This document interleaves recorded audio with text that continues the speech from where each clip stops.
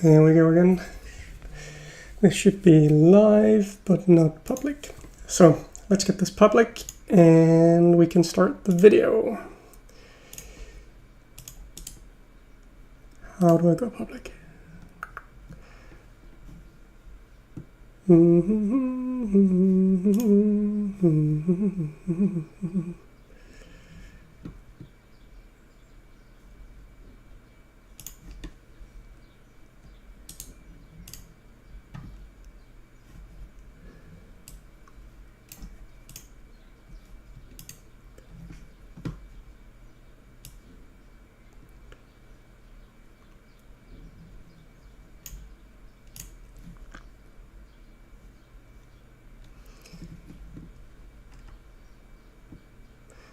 Where do I go public? Public, public, public.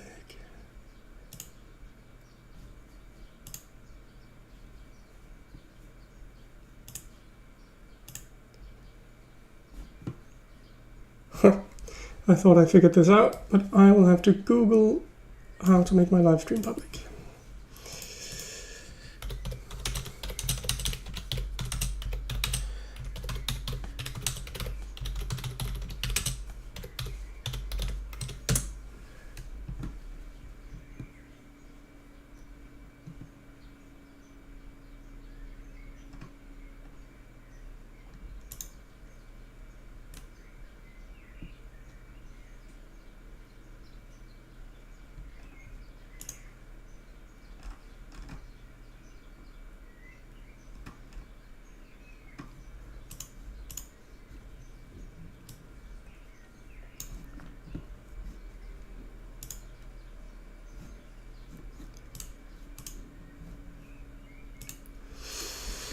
Well, that's annoying. Administrate. Nope.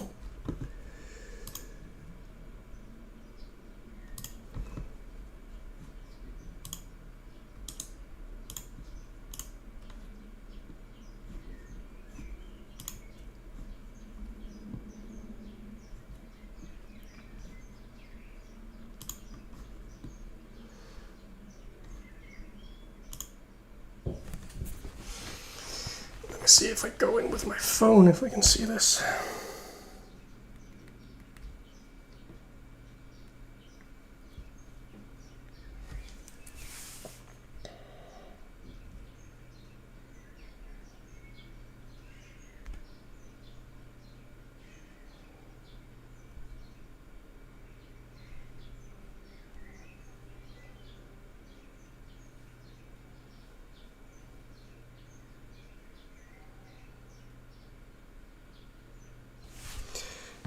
No.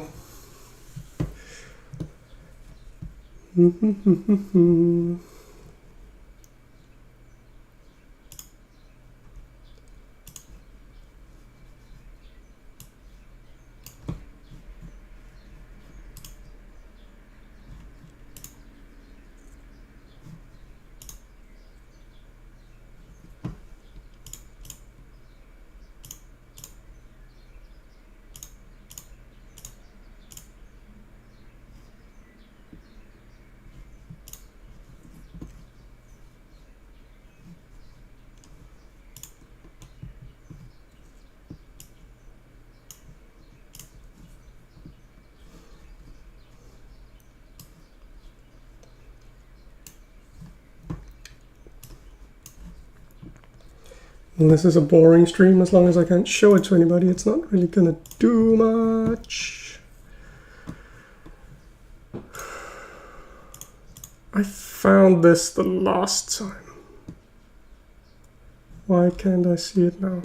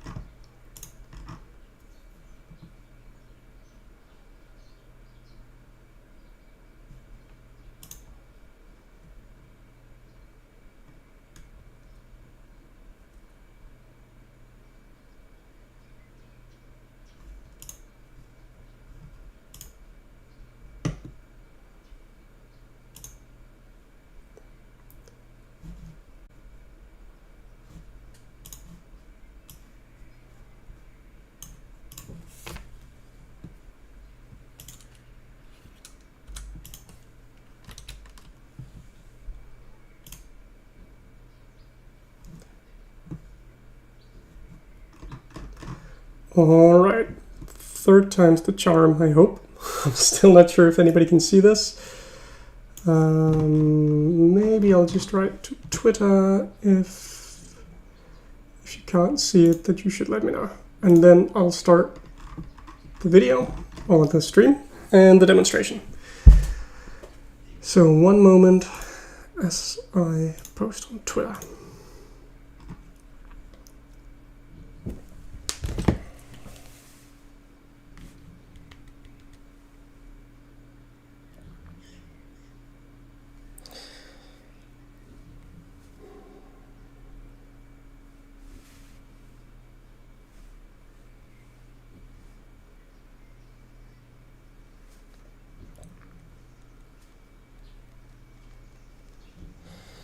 Let me know if you can't see the stream.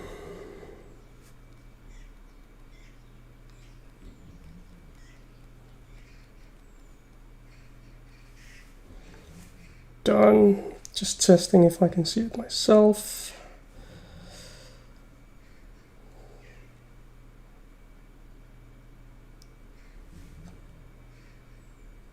That's not a link. YouTube.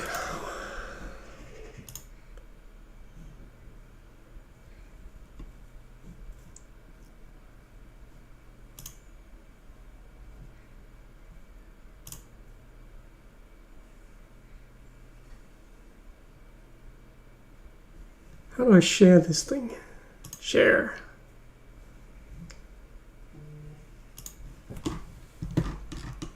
That's the, okay, here we go.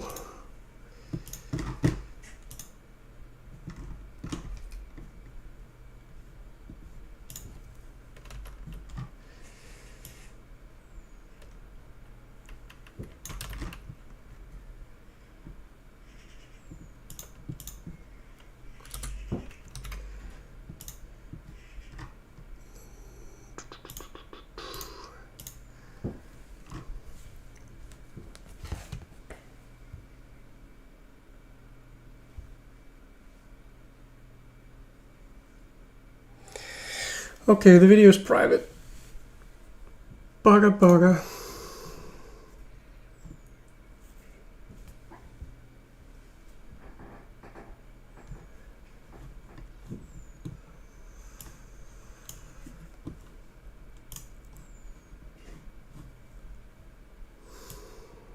Why is this so difficult?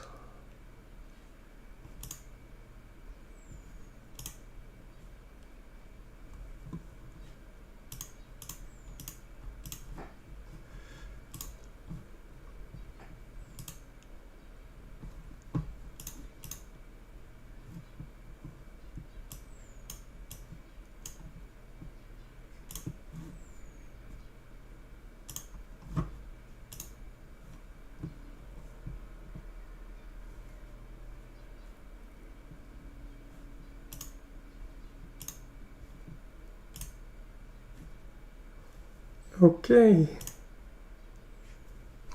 I think this might have worked. Let's hope.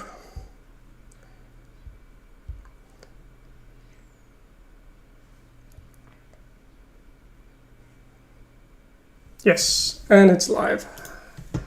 Finally, live and public. Yes, and it's live. All right, sorry about the delay. Welcome to this demonstration where I'll show 3 techniques of painting the ninjas digitally. 3 techniques that all, in my opinion, are equally viable. They're different.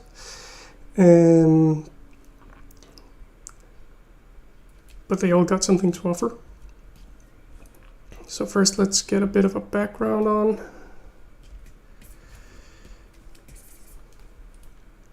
Let's see. This is not my normal brush pack, so give me a second to get orientated. You know what? Just use 1 brush. That is the easiest.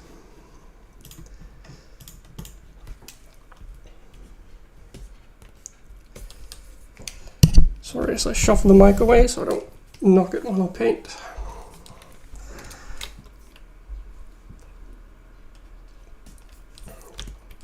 So very quickly I'm just blocking in a bit of a golden hour kind of feel here for us to use as a background. So don't mind that this is, it's not with much commentary and it's maybe not that exciting. Because I want to show you 3 ways that you can paint a ninja. And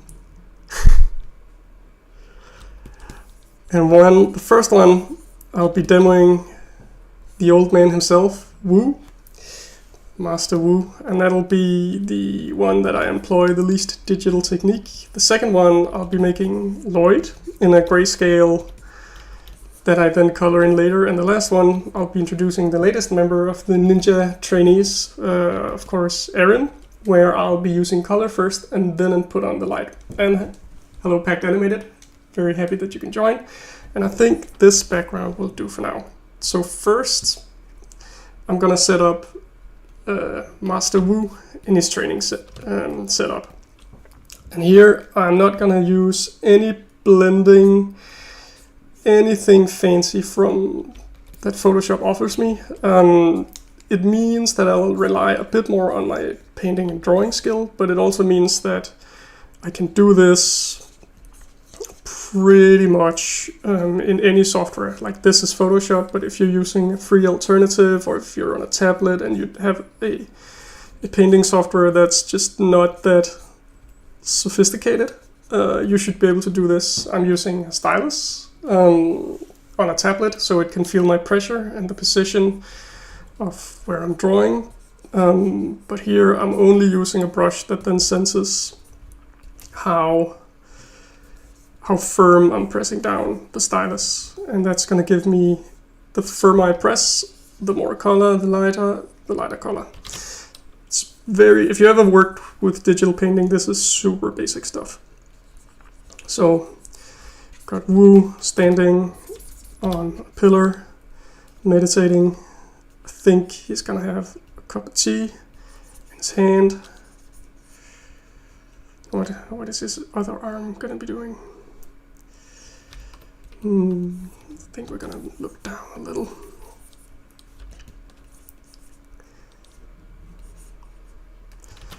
Bring the tea into the middle and just have his arms coming around to hold it. Okay, so for this technique, I will start by covering him in a shadowy version of all the colors that he's gonna have. And you're very welcome, Pat. It was a lot of fun to do that one. It took a lot of planning, and this is the opposite.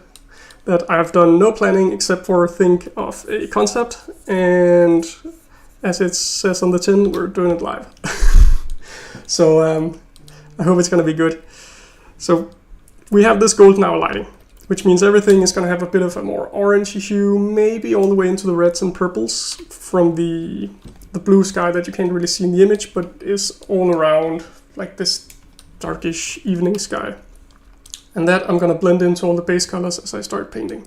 So if we look at the color picker, of course, the regular minifigure yellow is somewhere there, but I'm gonna, before I put it on, I'm gonna darken it, I'm gonna desaturate it a bit, and then I'm gonna shift it into the warms to somewhere around here. And it's pretty much the same color I had already, because that is also why you'll see a lot of classical painters, they'll start with a brown underpainting. That's because they know they'll end up making skin, although the skin is not yellow. We're still in this like range of warm colors. So I'll start by putting in this underpainting, just blocking in all the stuff. His head is of course brighter, like it would in its fully lit state. It would be around here, I think, but let's again deepen down a little and move it towards the blues, even though we're not going to get all the way to the blues, we're just basically going to go into the reds, ending up in this kind of gray. Let's see where that takes us. And already now we can kind of start paying a bit of attention that stuff that is lighter in color should also be lighter, even if it's in the shadows. So here we have the dark of the skin color is still a bit darker than the dark of the hat, because the hat is ultimately made with a brighter color. And I'm going pretty quickly here when it comes to the sketch, because I know where to move this. But if you need to do a more elaborate sketch, by all means, please spend the time. I've made a lot of minifigures. I've made a lot of ninjas. Not that many Woo, but I'll be fine. So here's a fun one. We got white. And first of all, we have a very bright background, so we need to consider, is the white going to be brighter or darker than the background? And looking up against the sky, and especially like with this, that it feels like we almost have the sun coming towards us. If we zoom out, it's very bright. Even at its widest, the white is still going to be darker than the sky, because the sky is literally producing light towards us in this case. So I'm gonna go, and I said that the shadows would be in these reds and purples, so I think I'm gonna go and look somewhere around the magenta, in the very desaturated purple, and let's try and put that on and get the key blocked in. If this was a more complicated motif, I'll probably show that on the next one. Let's say I show that on the next one. I would retain my sketch on a different layer over what I'm painting with low opacity, so I could see all the decisions that I kind of made before going into painting.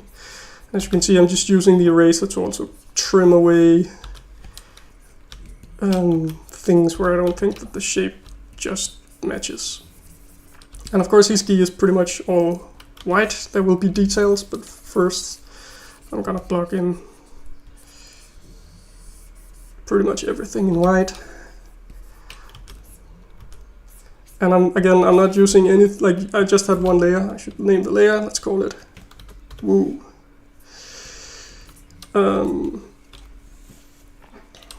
And got the pole. The pole is like a grayish brown, weathered, standing in the water for a long time. Again, dumping it down, warming it up a little, and we get somewhere along here, I think is nice.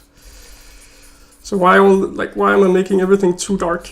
And that's like because it's easier to build your way from dark to light.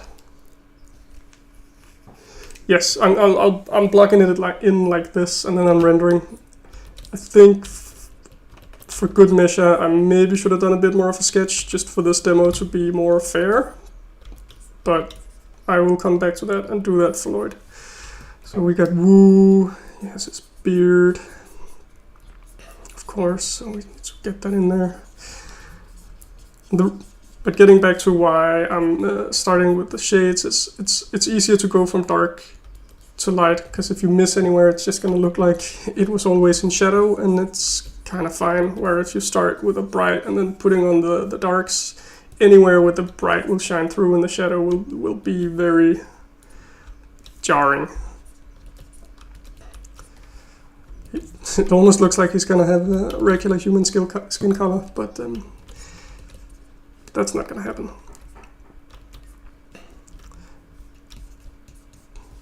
So let's get the teacup, and Woo's teacup is conventionally like this bright blue.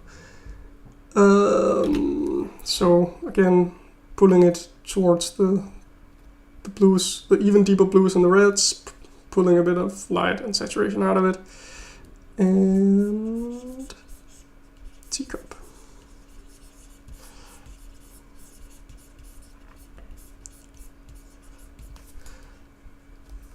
And hands holding teacup.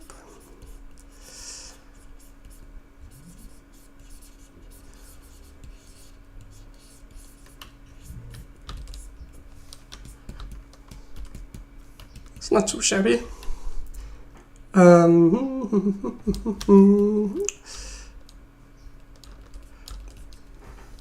Let's then mark bit where the shadow gets even deeper.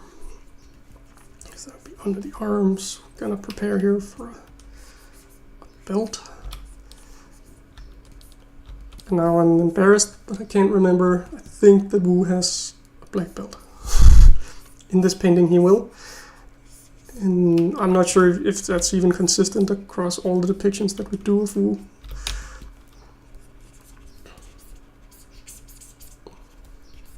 But he is the master, the ninja master, and especially in this way he will be training Lloyd and he'll be training Aaron.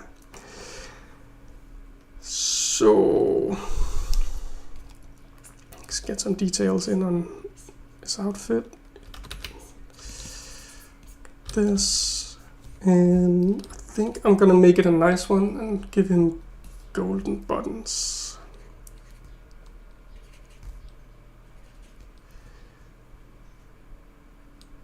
Yeah, you also remember the black gray one? Yeah. I mean, he is the ninja master, at least coming from a lot of martial arts traditions. The black belt is, of course, that of the masters, so let's say it's kind of good enough for now. Okay, now this is a pretty good base, I think, for starting to put in some light. Like, we can always kind of add the shadows or work the shadows more, but in the interest of time, let's do the light. Let's start with the face and say that we have slightly warmer than normal bright yellow coming in under the head.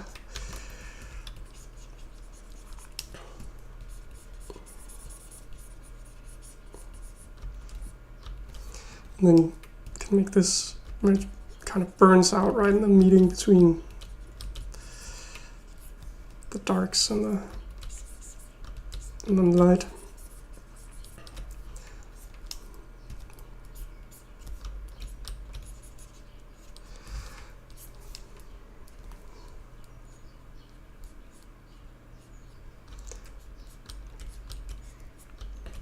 Getting those facial features in there.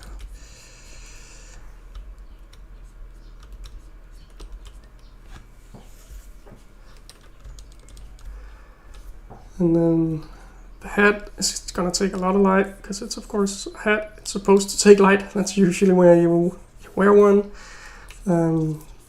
So let's have that face upwards and blend in the lights towards the darks. The nice thing about painting like this is, of course, you're not really worrying too much about the software. You're not tracking layers or managing blending modes, or it's even good for performance because it's very simple on the file.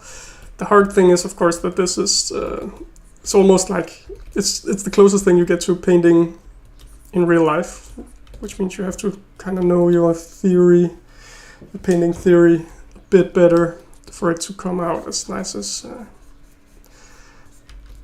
you want as possible.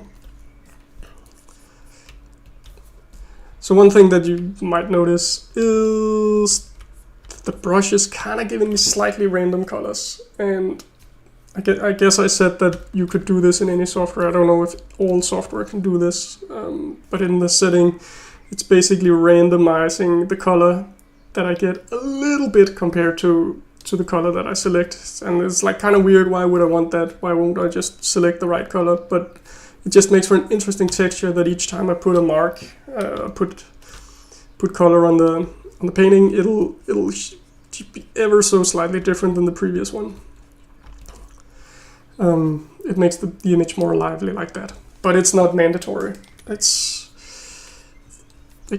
perfectly well works well without it. Hey, Top Hat, welcome. I've been talking a bit with Packed Animated, who was nice and joined from the beginning, but you are very welcome to also come with comments or ask questions. I'll try to answer as best as I can. So putting on some white here, the beard is just like getting a whiff of it, and of course his shoulder and arm. And here it's kind of blending together, but it's fine. Like that the sky and his outfit is kind of getting samey. That adds to the interest of the image, and you can still read in context with everything else what's going on here.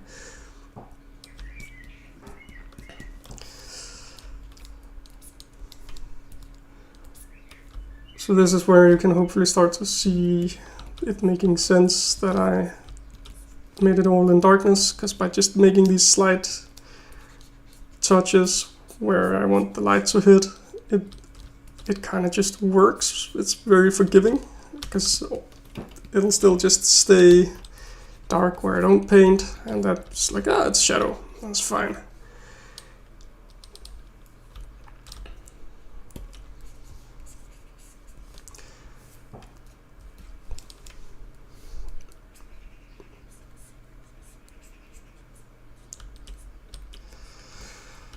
And I think there is some white decoration often on Wu's cup as well. And since we already know what white and shadow looks like, I'm just gonna sample that. Every time I press Alt and you see this little, I think it's visible on the stream, yeah it should be, this little eyedropper tool, pipette tool, I'll take a color from wherever I'm pointing on the image. So let's do like a little pattern.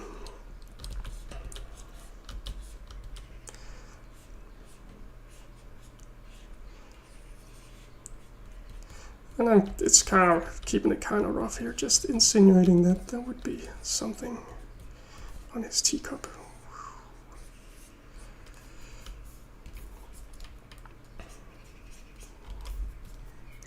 Making it dark here where he's kind of holding it.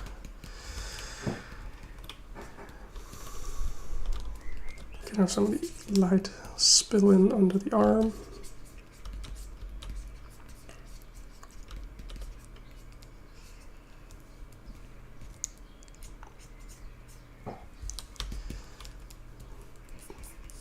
It's kind of weird that you can't really, like, it's almost like I'm erasing his gi by painting it white where the light hits. But I got a little bit, I can go all the way into the super white. It's gonna give it a little definition. Yeah, the rough style it's tricky because it looks like you're not putting in as much effort, and that should be easier than doing the detail stuff. But it does, like, you are relying more on your experience, and it's not to toot my horn and say, woo, I'm super good. It's just to kind of, I think it's important to know that the reason why, if you go rough and it doesn't work the way you want to, it can be trickier than it looks. But it's nice, and it's a lot of fun when you kind of get to the stage where you can be this rough with it and just like still get it to work. It feels very magical. But it also depends on the paintings. Like some paintings, they just work no matter what you do, and some paintings they just, at worst they will fail no matter what you do. But I think that if you have enough experience, you can kind of salvage it, but it'll fight you every step of the way.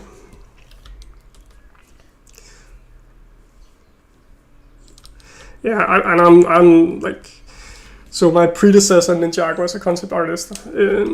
He's named Matt Bedecker. He's an absolutely amazing artist, and he is a master of just, he calls it playing golf when he paints, because he wants to use the least amount of needed strokes to convey what he wants, and he's very good at just making these rough paintings using as little energy as possible. So here I'm putting a little bit more light in the shadow and the upwards facing areas. Like even if it's not in direct light, it'll get a little light from just the sky in its own. It's coming from behind him. It's a bit superfluous, but it looks nice. So getting places. Probably have to. I think I need to cover up some of the buttons. His beard needs to be so long that it covers up the buttons. And I'm just sculpting that in using the shadow colors that I've established already. Go over the seam of the gi, or not the seam, but where the gi meets. We can have it catch some light.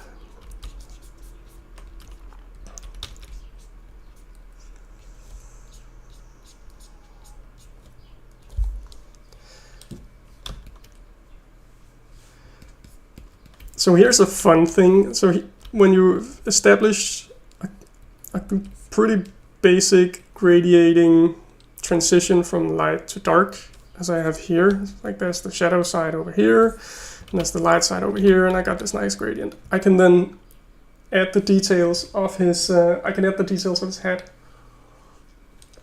by putting a bit of shadow into the light and a bit of light into the shadow. I don't know, there's something about painting this rice hat that is so satisfying, and I'll show you how it looks. So I'll take from the shadow, I'll make these ribs that go from the top to the bottom, straight through the light. Because they will be facing away from the light, just the edge of them. And the magic happens when you then take the light side and then you start putting it next to and into the shadow. And it's so satisfying. That was probably a bit too much, you'll not get as much light. But the effect is profound, I think. It's like, that happened.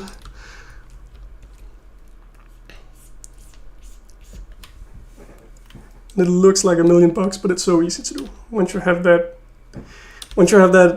relation of light established. And I'll do it the other way as well, because I think there's there's also here.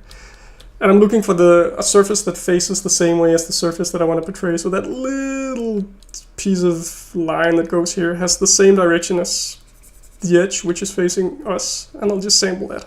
And I'm not thinking about what color I'm getting, because I know that I decided that color already. Boop, boop, boop. And we can do the same thing. Be like, it's going to get a little more light because it's facing upwards. And that was fun and easy. So, Woo, you're doing pretty good for what I want to show with you. Let's get that pull going.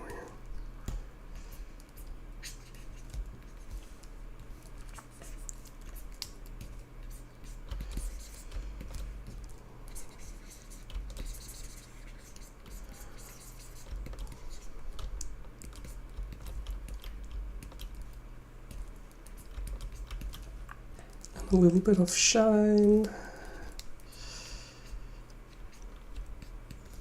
Now, I said that I'm not using a lot of layering technique with Woo here, and I'm gonna stick to that, except I'm gonna just add some steam to the tea, and I'm sampling the color of the sky here, because that's pretty much what that's gonna hit.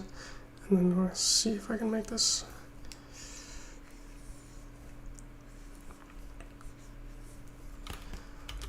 Bit much.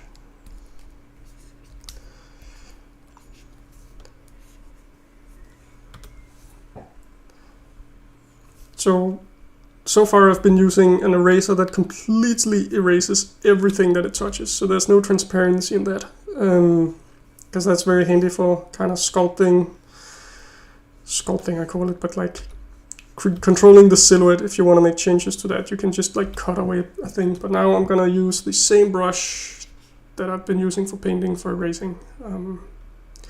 Again, just to keep it simple. I could also do it with just a normal soft round brush, which would also work well for this, but I'm just trying to get a little bit away. And then back to adding, and see if I can just, with some white, insinuate that it keeps going out here. Yeah.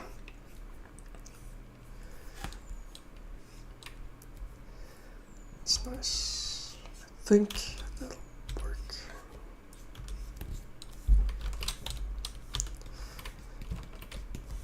Okay, so that's Woo. Let's try another technique. Woo's steam? I don't know. Steam is probably not the right word.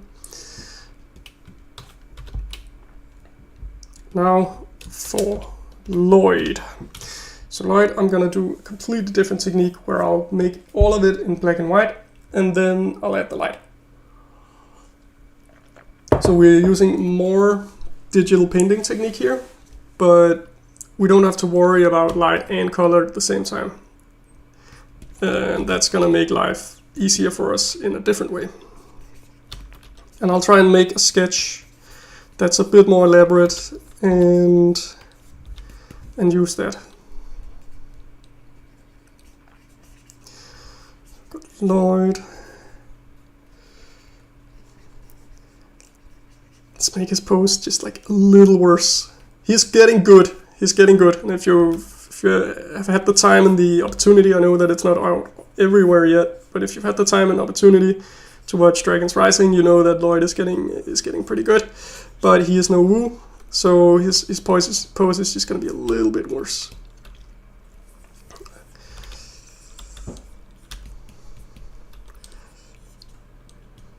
Lloyd. Yeah, I also watched the movie, and that joke sticks with you.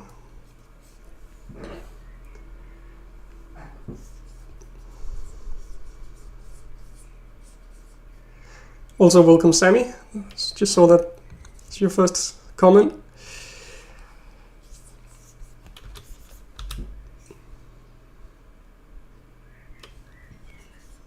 He is still a kid at heart. But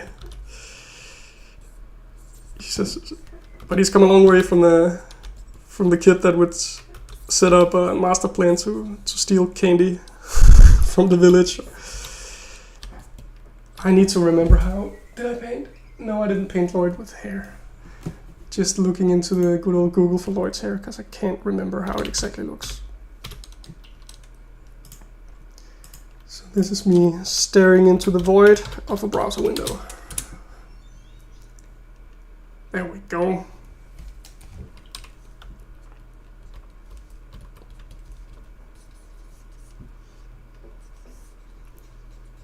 His hair looks like mine.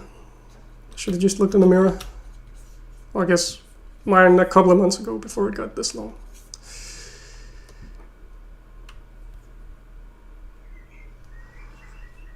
So I would love to do that as well, Top Hat, and I think there is some energy towards it, but let's see.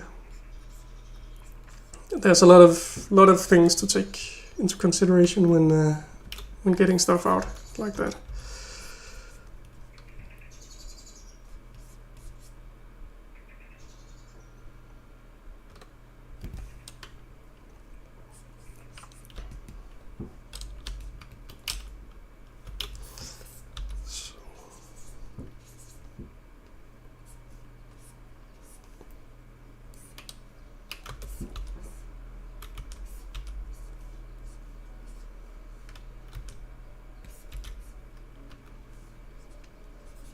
So he's kind of looking over.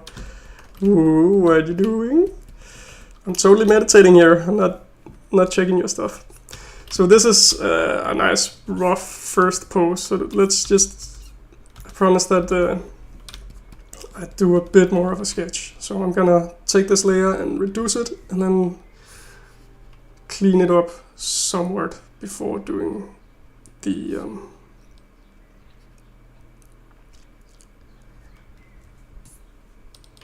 Doing the painting. Let me just see the chat here. Alright, Top Hat, have a very nice day. I'll put out the recording when it's done, so you can catch the rest if that's something you have time for and want to do.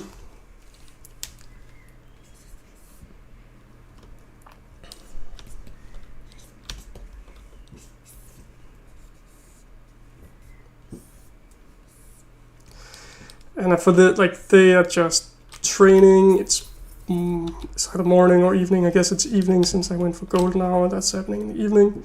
So since they're just training, I'm gonna give them some pretty basic geese. No armor, no shenanigans.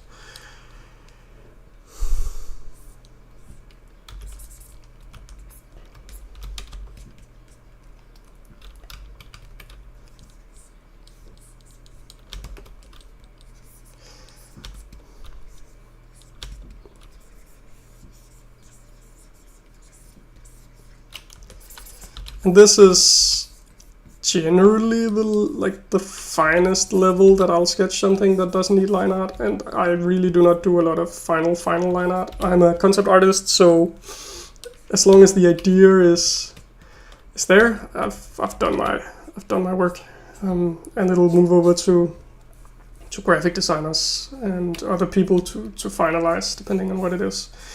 So I'm not the creator of the crispest of line art. This is for me to be able to paint from when I switch to painting very soon.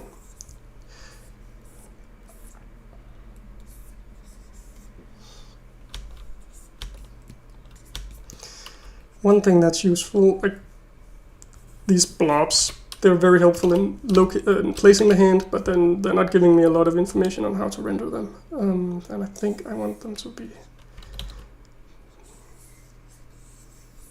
facing upwards. Means I might change his pose a little.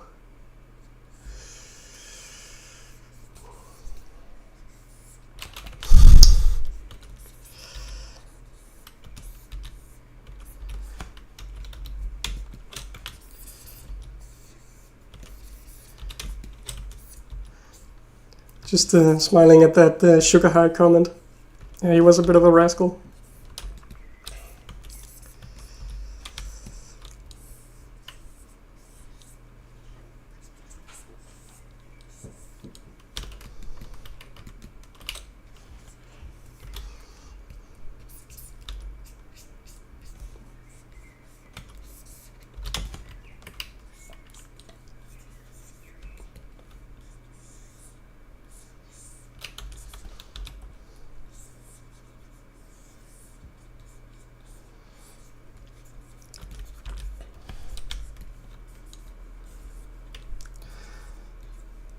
And I try, whenever I make a line that goes kind of across the shape, I try to make it indicate the volume of whatever I'm drawing. It's super much in the details, but it's very helpful to kind of force yourself to make that decision. The same thing as when the gear is going across. I'm giving like an ever so slight curve just to show that it's bending that way with the volume. I guess I could also do like a little creasing here, just say that his key would do that. It's gonna make it easier, even if I'm not using the line, it's gonna make it easier for me to make decisions on light once I start painting. And here, I'm just trying to follow the shape that I see in his established hair design. I'm not looking for strands, again I'm looking for lumps of hair.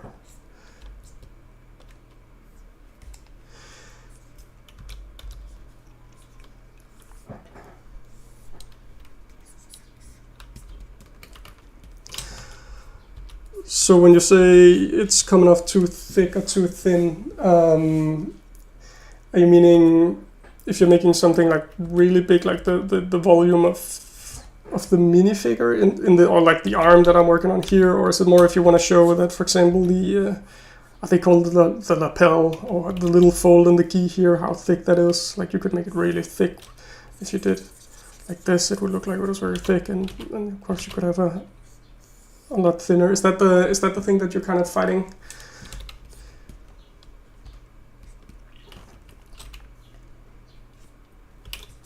Just gonna make a little more room for his eye so I can see his old master.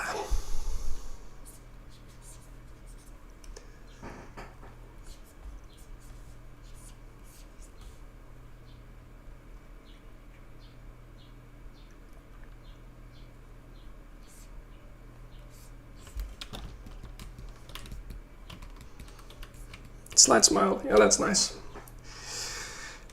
I'll take it. Sometimes I'm like, especially with facial expressions, I'm not necessarily super good at nailing it in the first go. So I'll just do a bunch of things looking for something that feels right. And here, having that first sketch that I did is helpful, because it kind of reminds me of how big that I actually need the hair to be to have the volume. That's why I like doing the rough one, because when you do the detail, you often forget about the big proportions and the big picture, and then just like focus on a little thing, and then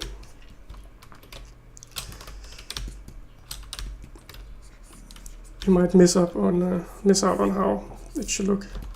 And I'm actually also gonna take him and make him a little bit bigger. It seems like he's ever so slightly too small. There we go. Okay, so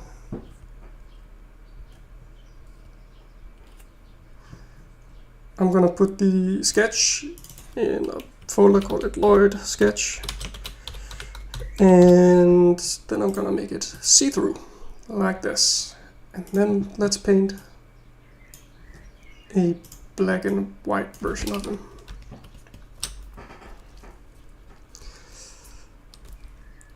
Again, starting fairly philosophically, it has something in common with the other. That is, I'm gonna start.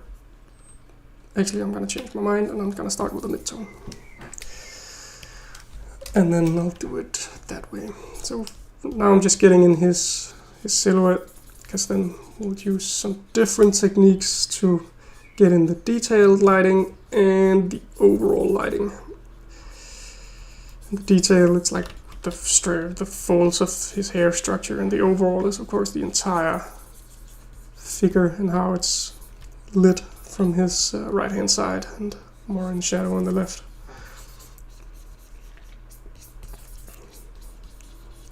If I'd been super tight on my line art, and sometimes I kind of managed to be, but I don't think I was here, I would be able to use the magic tool to fill in the character, which is gonna save me some time, but here, just painting it in. That is fine.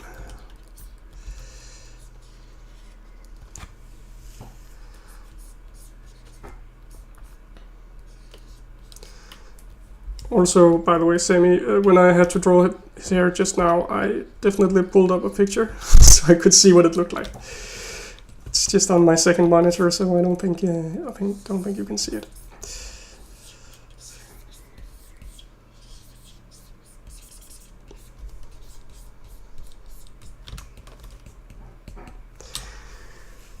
For black and white and grayscale, you have a preset palette. I wing it. I usually, once I've done blocking it in, I'll kind of establish the value range for something fairly quickly, and then I will sample from that with the color picker.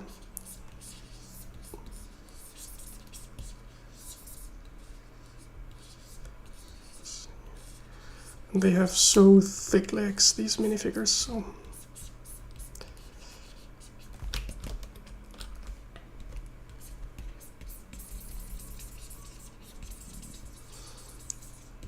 Okay.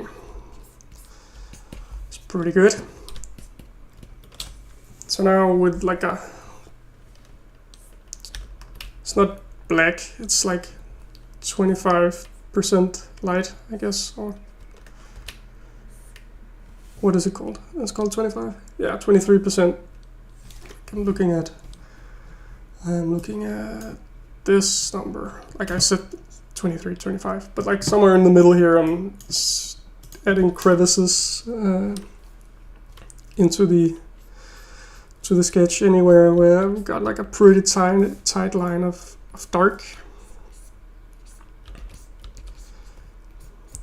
And this is where the whole how thick does something get can kind of come in. If you make those lines very thick, you usually get a feeling that something is thicker, and if you make them thin, things will look thinner. And I'm only trying to add this to places that, like, it's not line art this, I'm only adding it to places that is in shadow or is facing downwards. So anything facing up, I'm not doing this to that just yet. I'm gonna be doing something else.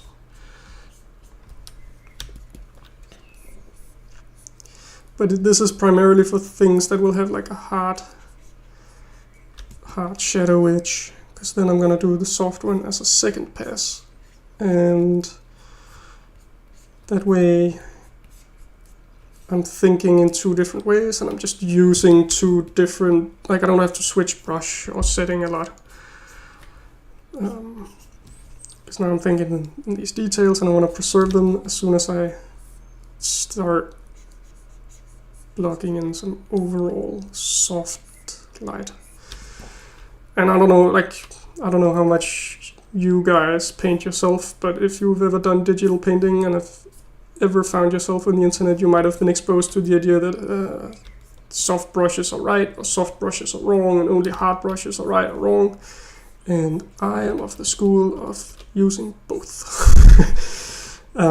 It's true, if you use too much soft stuff and you don't create any hard edges, your image is going to look very blurry, and it's going to be hard to kind of catch the eye and say this is the important bit. But hand painting a lot of soft lighting is also it's very difficult, and it's a chore, and it's not worth it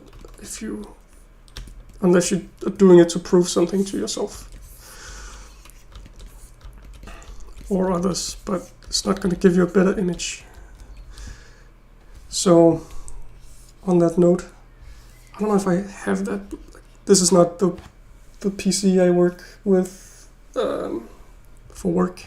This is my personal one, and I've not been able to maintain a synchronized library of brushes.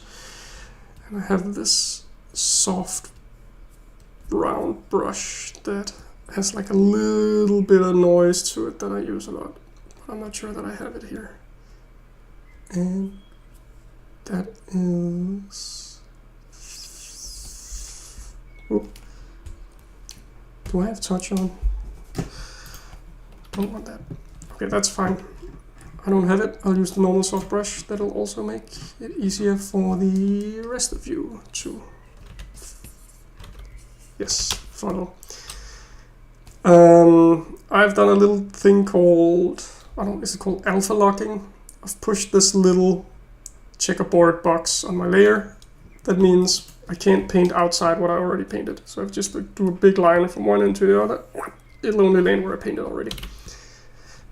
Because now I'm gonna do these soft light effects. And I'll simply just start by gently, with a really big brush, ever so softly brush on the side away from the light. And he magically begins having some shape. And where there's something facing downwards, and I know that I'm also spilling into surfaces facing upwards, it's fine. I've got these notes that tell me where I've got changes in direction in the design, so I can go back and then find the light where I accidentally add darkness that shouldn't be there.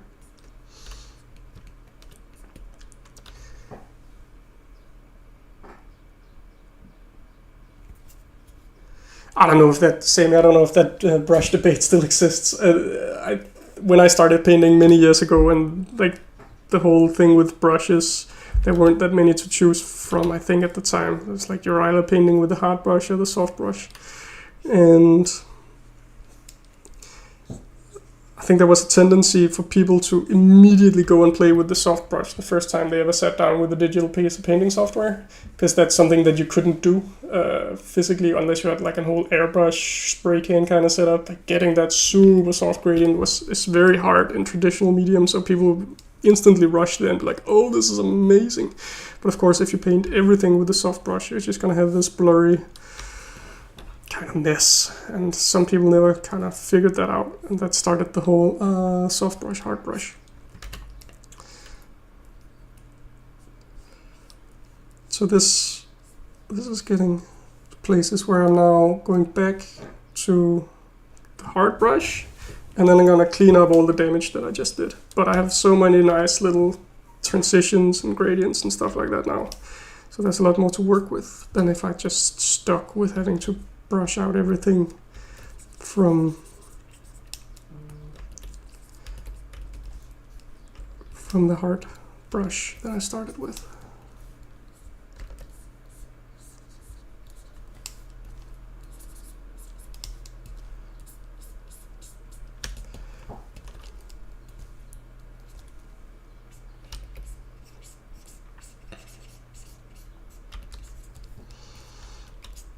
Starting also to get more of the light in here.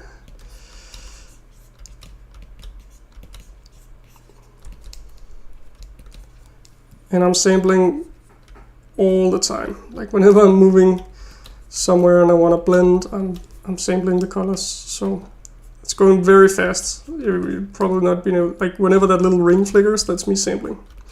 So I am constantly getting colors from an adjacent value.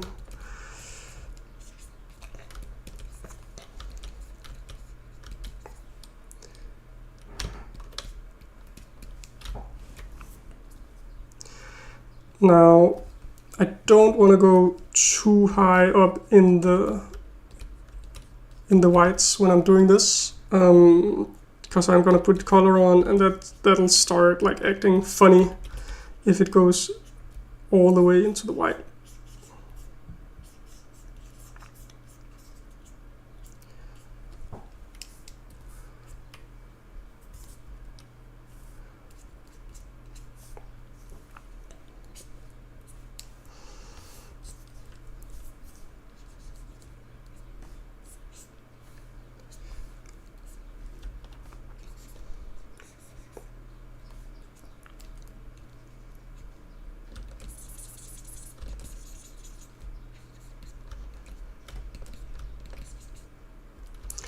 It is a little Lloyd statue.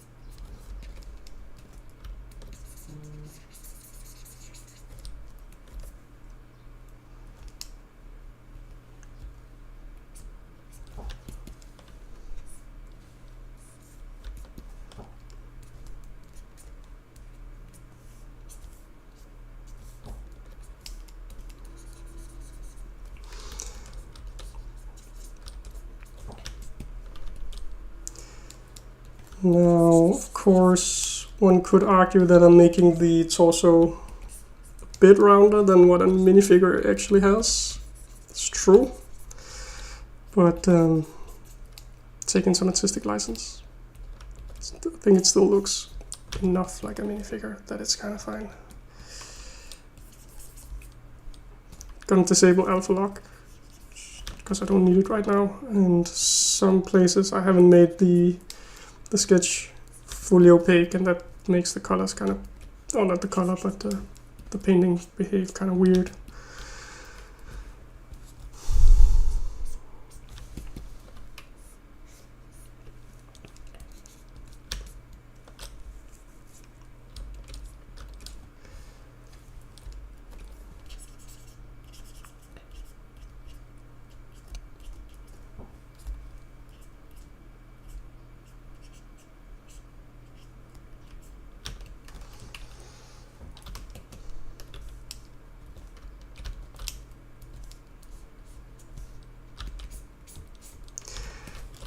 I think we're well enough. Maybe just get that belt to pop out a little.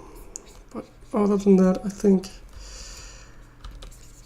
we could add some color to this and see how that works, because that's all of a sudden the image is gonna look pretty done pretty quick. It's just kind of neat.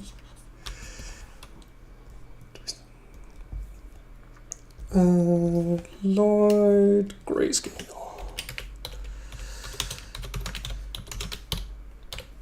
Renaming the layer, adding a new layer, create a clipping mask. Now, to add color, there are a bunch of options in this pop-up. Like everything in this section, from overlay to hard mix, would allow you to add color. You can also add a color layer.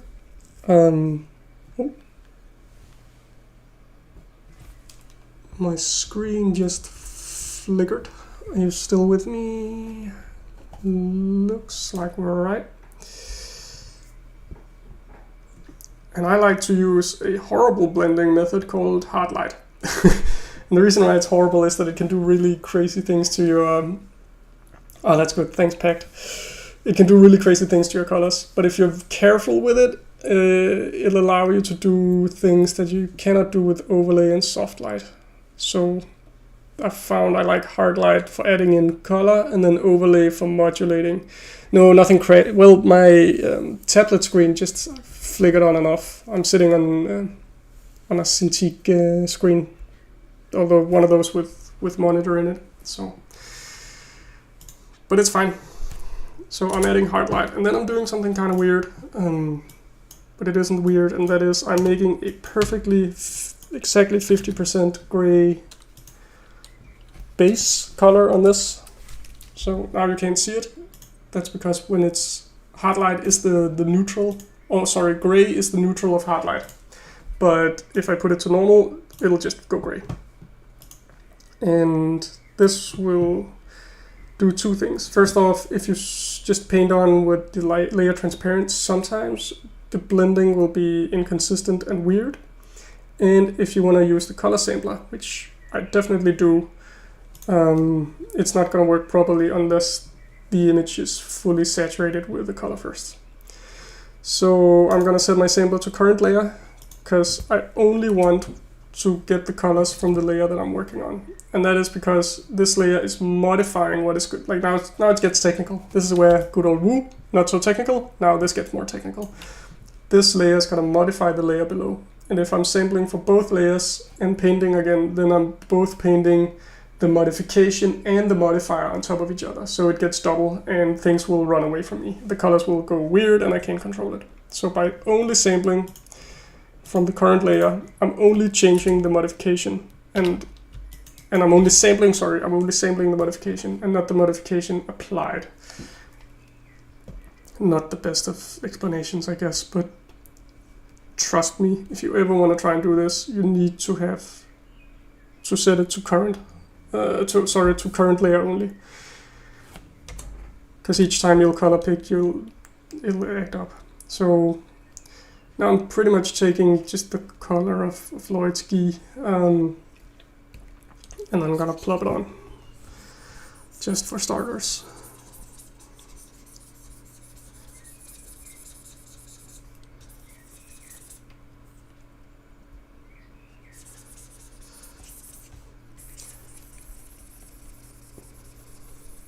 And this is very bright and it's very dull.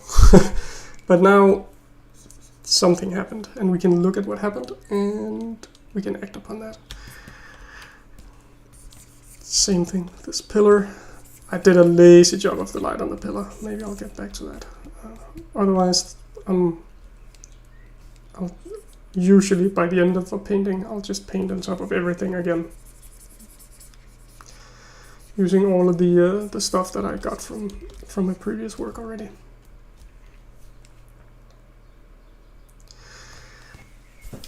Yeah, so hard light, and that's all of these blending modes in this category. They will change whatever's below depending on how this layer itself moves away from gray. So when it's perfectly gray in color and in value, like how light it is, it does nothing. If it starts being lighter, it'll add light. If it starts being darker, it'll add darkness. And if it moves into a color, it'll add that color. And depending on which blending mode you're looking at here, it'll do that in slightly different ways. Overlay will generally do it in a way that adds a lot of saturation, which looks great. If you have a light hitting something, it'll feel like it really burns out. Soft light will do it very conservatively. Hard light will do it aggressively. That also means it can override stuff like complete darkness and complete brightness, which overlay and soft light cannot. And then vivid light and linear light and pin, it becomes even more extreme in how saturated it is. And I have very, very rare uses of those. Maybe if I'm doing some sort of special effect where stuff is glowing and going all burned out, they can be fun. Also, hard mix is insane, right? Like, who would want this? But hard light, it's pretty aggressive. You've got to be careful with it. Overlay is definitely easier to use, but I find that overlay has a tendency to oversaturate my image, and especially if I want to do manipulations to brightness, and that hard light can do. It can make stuff brighter and darker without making it increasingly saturated. But let's try and... But it'll definitely also do insane stuff. Like if I just painted full opacity here, I'm losing almost everything. But if I'm a little bit careful and sample into the gray that I have already, we should be fine.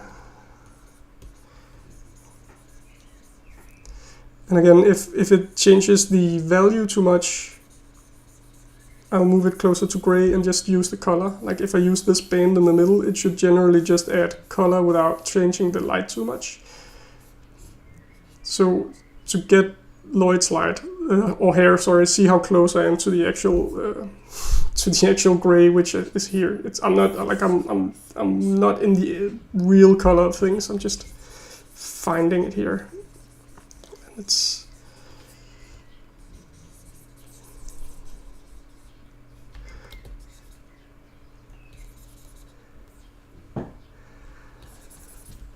I haven't worked with fire parquet. I think when you use color in, I can try and switch it to color in Photoshop.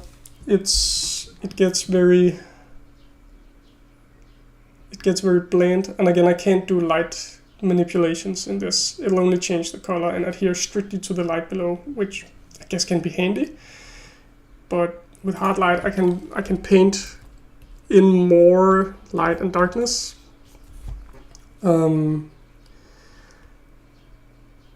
While still also painting in color.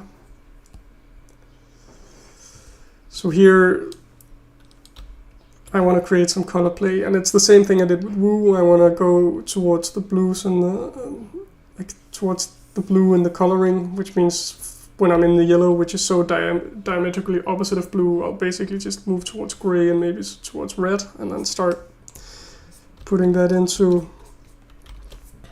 the shadows.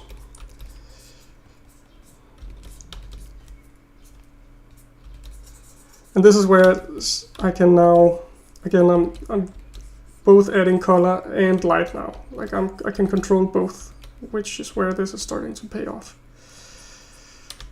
I think. But I'm very light on the touches, because it'll go super duper crazy really fast with hard light.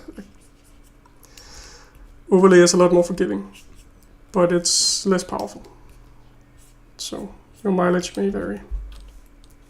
I'll usually do more work in the shadows and hard light, and then if I want to manipulate the light, I'll make an overlay layer after, because I think it looks better when working with light. And here I'm just actually using a soft brush, relying on the fact that I have defined it pretty nicely in the layer below.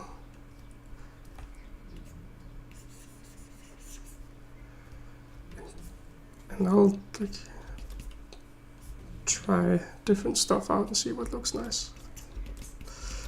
Here I'm blending far away from the base color, but being subtle about it.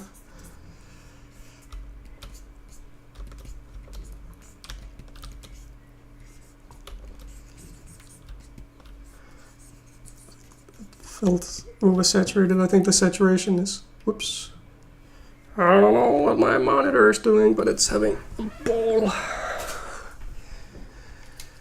I don't know.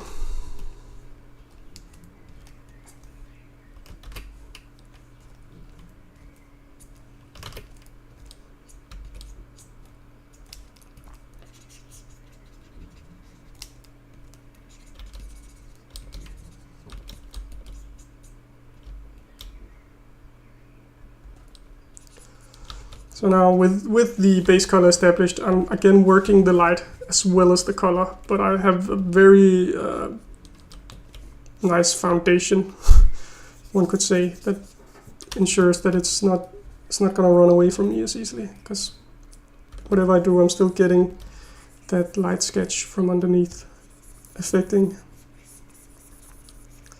my work. So Lloyd, he says, I had a bunch of build colors throughout time. I think I'm gonna go with yellow.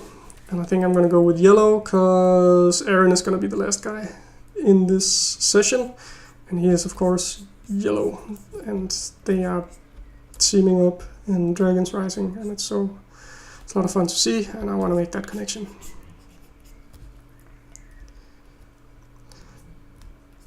And again, I'm mixing this bluish, purplish color into where I want shadows once in a while, just to remind, to get that the sky color in the shadows, where the direct sun is not hitting. Just mixing that in for a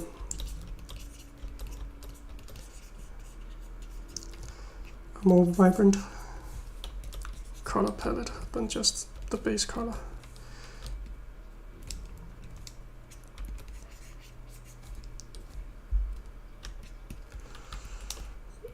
Yeah, Ryu. Yeah, he was. It was a lot of fun to design as well. I was fortunate enough to get to paint a bunch of sketches of what that might look like.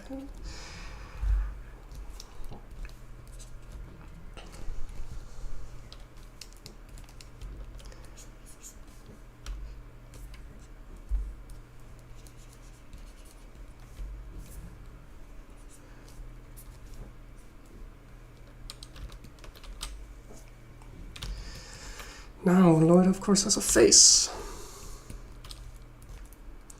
I could do that on a separate layer, but again, for the sake of time, doing it live.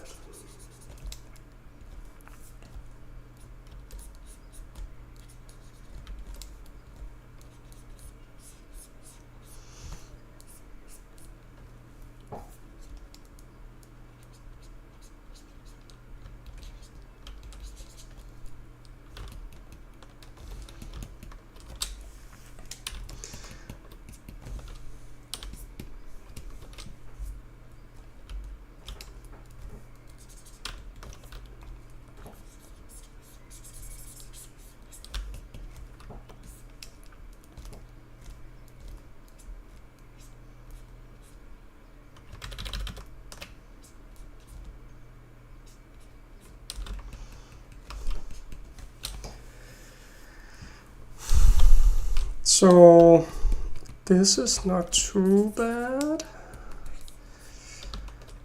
I think I'm gonna do an overlay layer, and again, setting a baseline of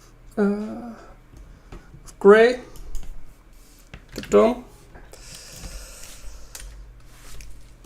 and switching it to overlay, and then let's see.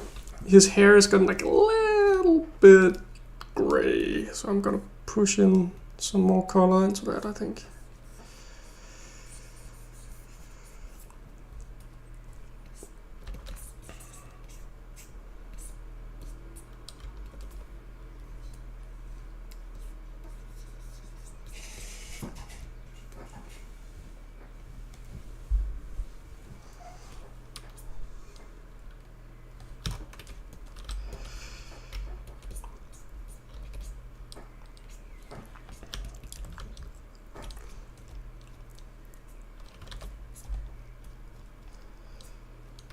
Here now it's very intuitive work. I'm just like adding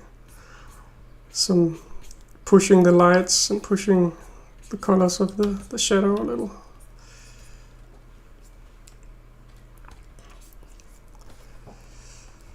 Basically just I'm working with dark blues and bright oranges and yellows just to push it. You can also get a bit more definition in here, but as you can see, it's saturating the stick quite a bit, which is fine. It's hit by this warm light, and finally a layer again that samples from everything, and just for me to do touch up. So it's no special effects. Now I'm just getting straight on color. Let's just get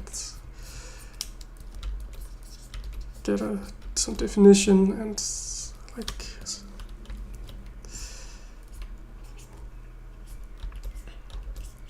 because the more layers you have, of course, the like in ways, the less predictable each of your paint strokes is going to be, because there's a lot of layers acting on the same place in the image at the same time. And sometimes you just want to do a thing, full control, and I like to end up there.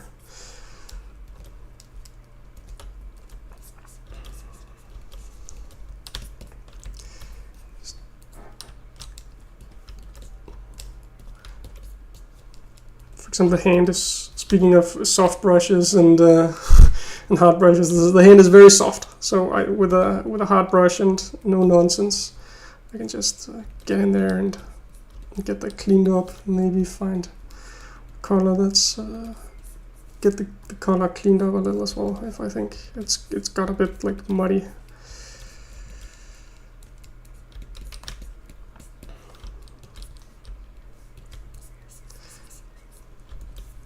And these little edge touch-ups where I'm just finding a super saturated version of a color and just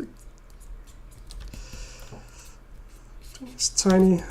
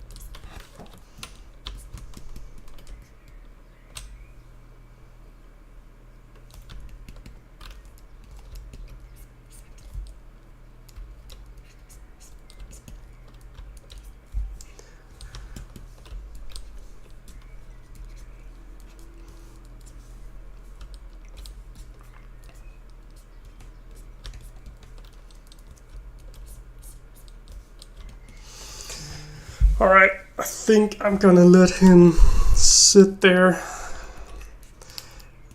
Good old Lloyd. Now my monitor went away and now it came back. There we go.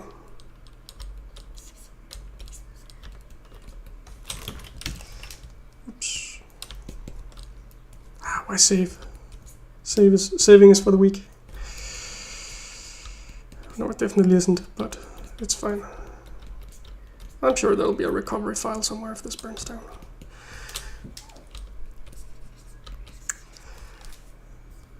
Okay, time for the last demo, which is going to be Aaron.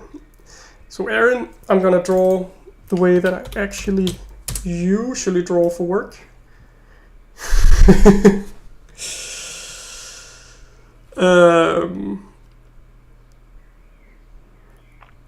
And that is rough sketch, then color, and then light. Should I save? I'll save. I don't know where it'll put it. You'll get to see some of my somewhere random in my file, in my folders, I guess. Save in. That's fine. That's the stream that I did. Lloyd Aaron stream.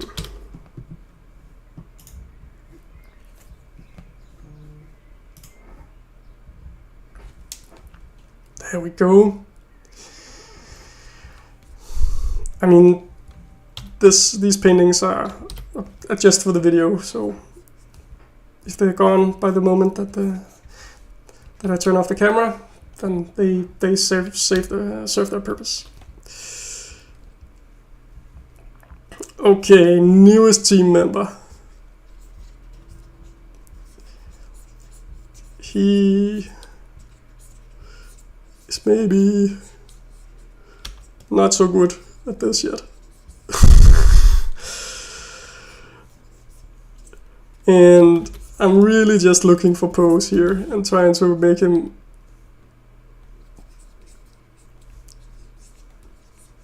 balanced but not balanced. Like, he's obviously on the pole, but he is no master. And that's also a thing I do a lot. As you just saw, I use the lasso tool. This thing that allows me to select something and move it around and manipulate it. Excellent tool. I think actually I want to go back. So Aaron Holder's pose. I want to just do a last thing with Lloyd, where I take a copy of all of Lloyd and merge it all down. It was great having you, all you layers, but you've served your purpose. And I am gonna do some manipulations to Lloyd because I think his proportions are kind of funky. I think his head is ever so slightly too big.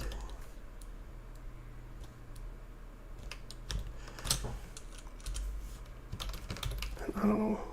It should be a little bit more chunky.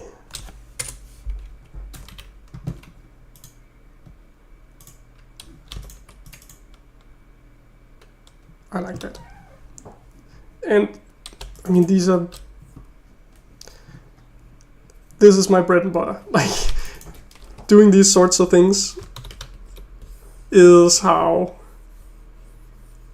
I really get stuff done. Because again, my primary function is concept art. I need to create an idea and convey it efficiently. And sometimes you just need to change that idea a lot, and having to repaint stuff is can take a lot of time, but being able to manipulate it like that, especially in the early stages where you're making stuff up, is super duper important. To not settle for something that is not what you want, and just aggressively correct it until it feels exactly like what you want it to be.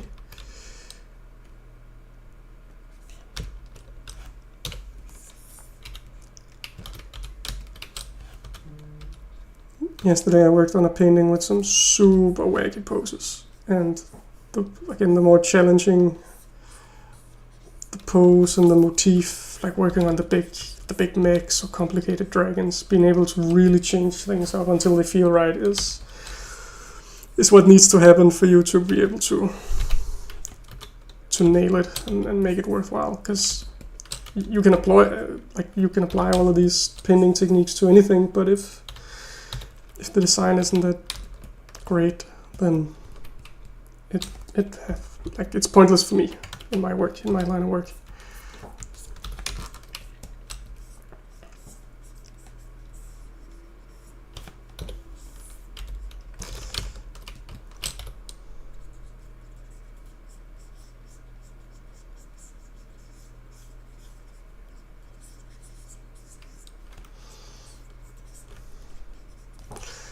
Gonna bring up a picture of Aaron just so I have that wig. There we go. Got his hair.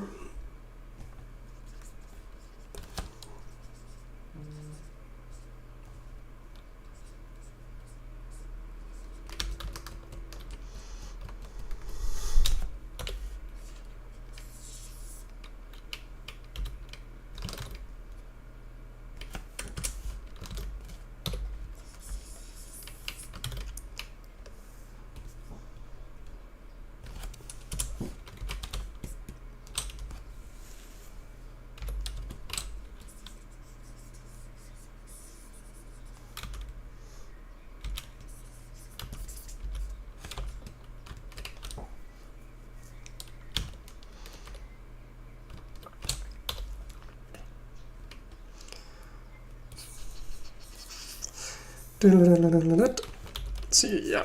This is putting me a bit more through the ringer than the other ones that are very simple poses, which is good, because I think it makes for a good demonstration.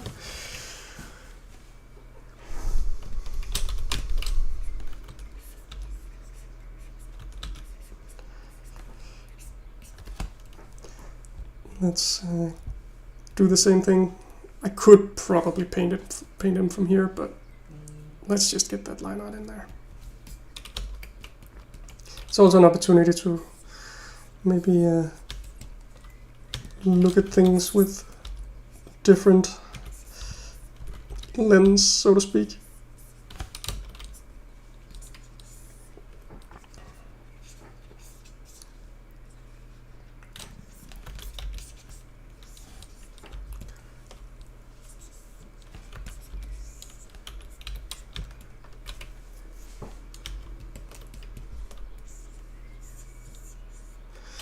And I think he should still try and retain that hand pose that Lloyd is doing. Of course, he's doing his best. It's just, as Sora would put it, so not a ninja.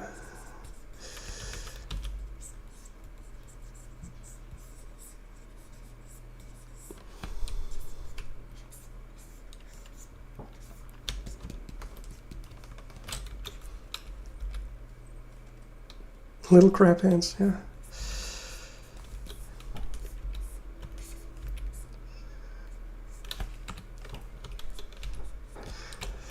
It's working with the minifigure is it's a two-edged sword. Like, there's a lot of things you don't have to really consider. It's like, how should his all his 5 digits be placed on his hand? Like, you don't have to consider that at all. But on the other hand, it's like, if you want to try and do an expression, well, you better be able to do it with just a cut-through cylinder, because that's what you got.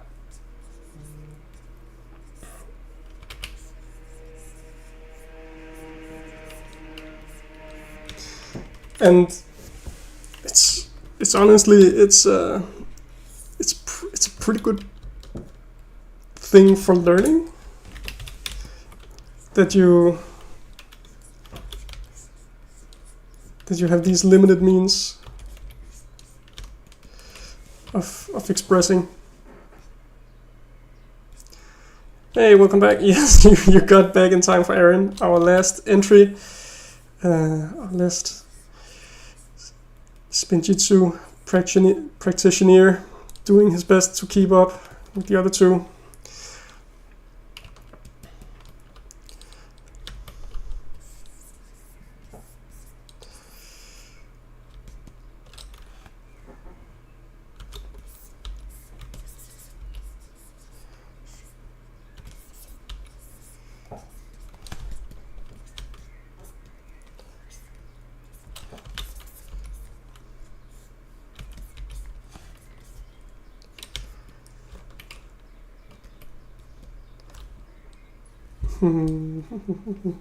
What do I want to do? I kind of want to make his gi a little bit disheveled as well.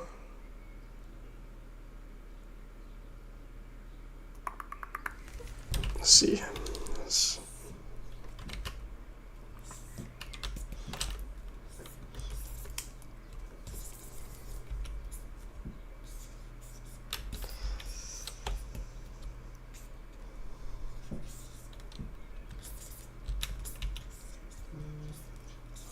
Cool.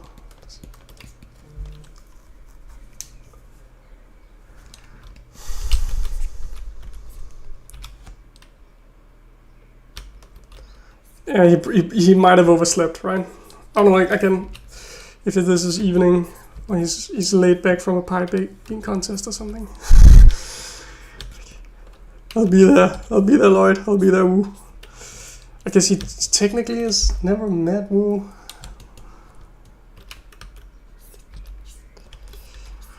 This is alternative reality.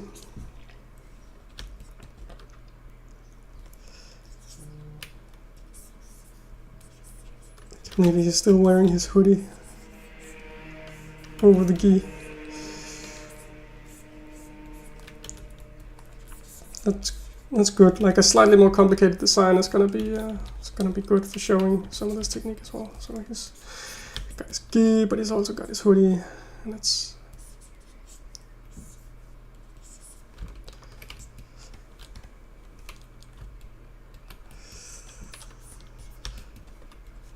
He is awesome, but not awesome at the same time.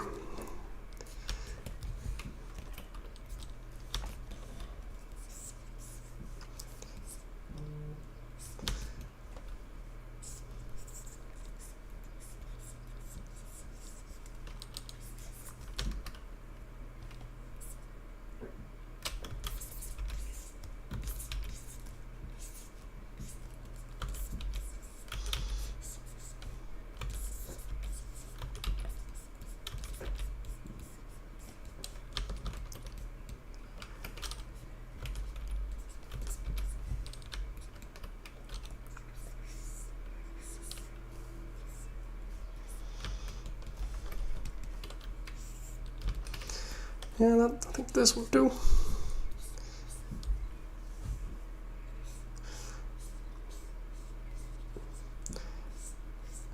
And I don't know how I'll solve all these bubbles. There's a lot of detail there, and I don't want to paint all of it. I think it just needs to be sketched somewhere. So at least I've marked these ridges, so maybe I can do something with them.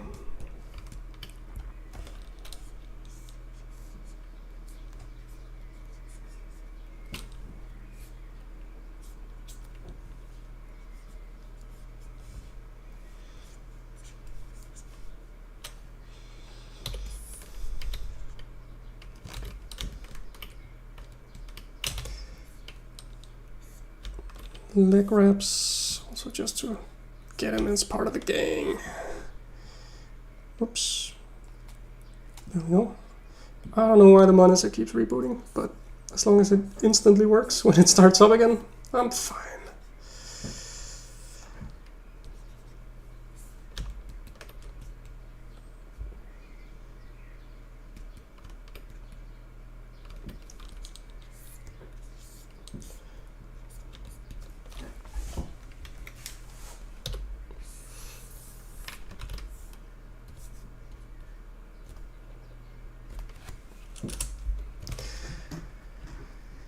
So doing the same thing I did with Lloyd, Aaron, sketch, and I'm gonna drop down the opacity so I can just see what I was thinking, but otherwise, this time I'm gonna go straight into color.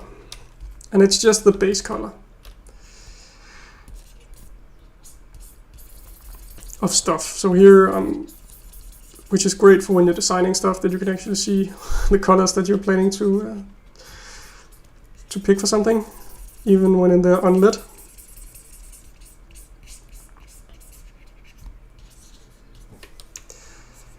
And then we'll add the light later.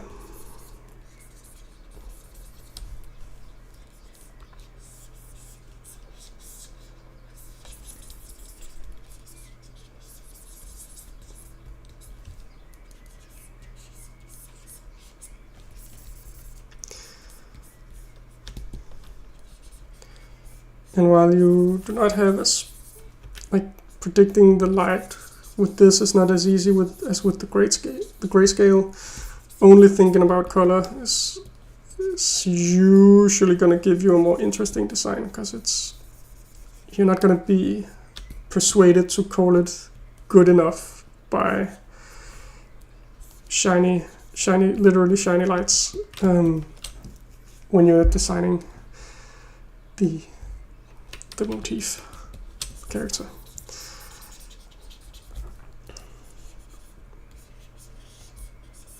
For example, for Lloyd, I just made his gi green, but here I'm actively thinking I want to differentiate between the hoodie and the lapel and the gi, and then I need to do something, so maybe I'll just pull in an orange for these. They're also in his dragon motif on his minifigure.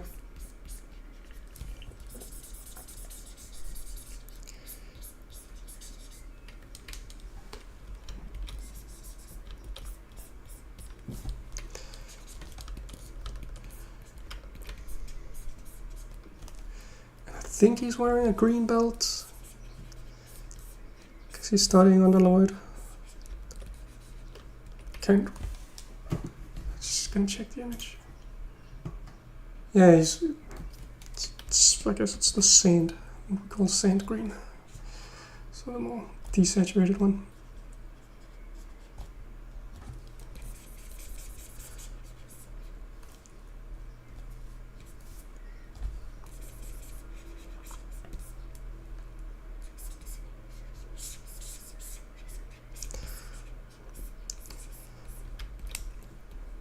And I'm not worrying anything about shadows and overlaps just yet. I'm just blocking in the colors.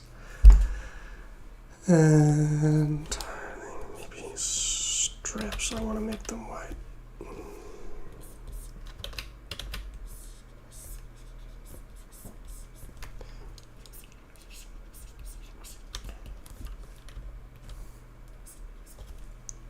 reference that green again.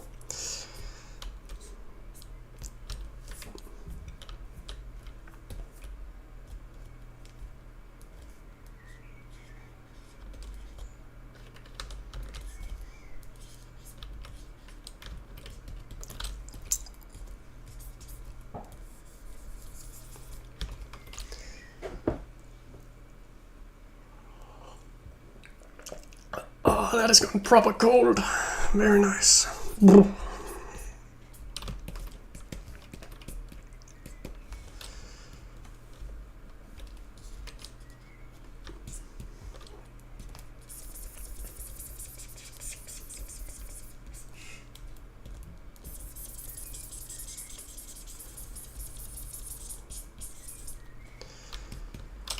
Maybe adding in some of that shadow color on the gi. I think in the minifigure it's actually just using the orange again, so we can try that, see if we can get that to work.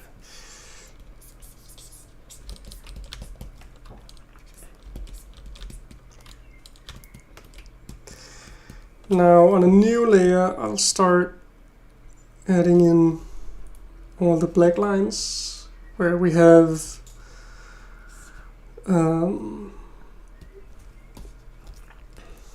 that's like a classic on the minifigure decorations, right? Whenever we have a significant overlap or a material change, there'll be like a black line. And of course, cheating a little, wouldn't be able to pull this lovely black line over the belt like that on a minifigure. You would have to divide it in print, but let's enjoy that this is painting, and we can do that.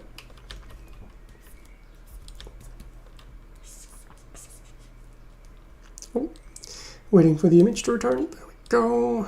And pressure, pressure, pressure, pressure. There we go.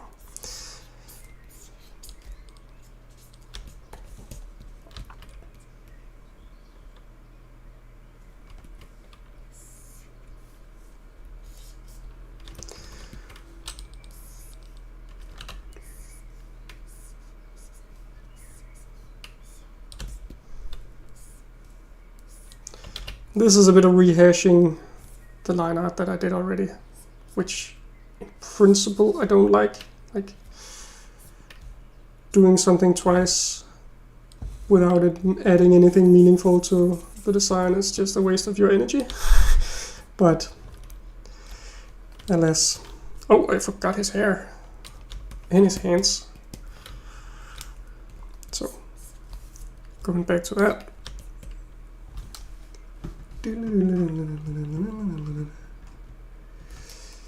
Now his hair is black, and that's a good point. I did the same thing when I started with the black lines. I'm not making perfect black here,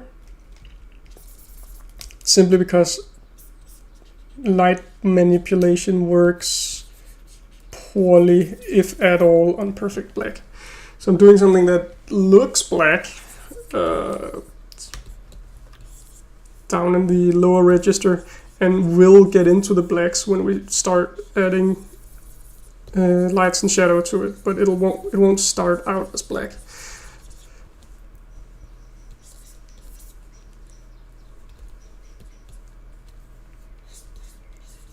Yeah, shading dark stuff is a tricky one. I think dark reflective stuff, like really dark metal or something like that, when you kind of get the hang of it, it's a bit like the head example from Wu. It just takes a little bit of the right, like less is so much more, so a few of the right strokes to make something very dark or black seem shiny, and then it's very satisfying because it's just like you touch it 3-4 times if you know what you want to do with it, and it all of a sudden comes alive.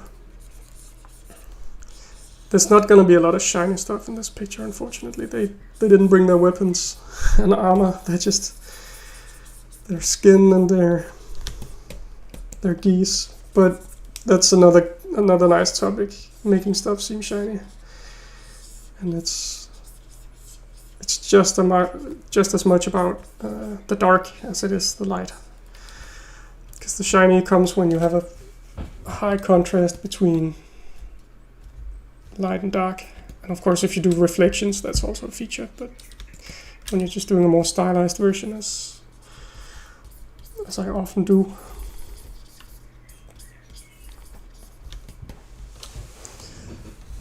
So back to detailing. That's not what I can do his face. Do it the same way.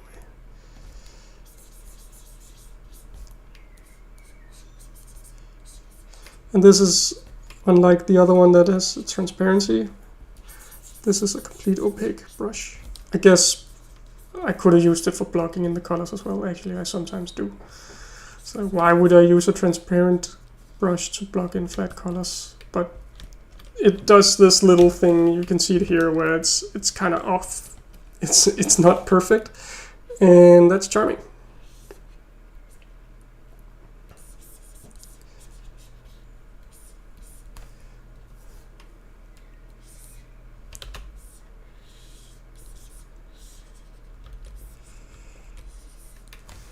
Let me just see. Just like before, I kind of found the minis. Yes, these nice little. What colors that I think were here?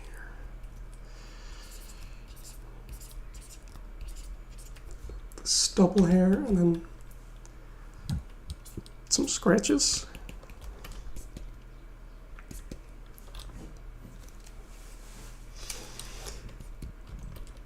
So, good to go on light. Maybe just...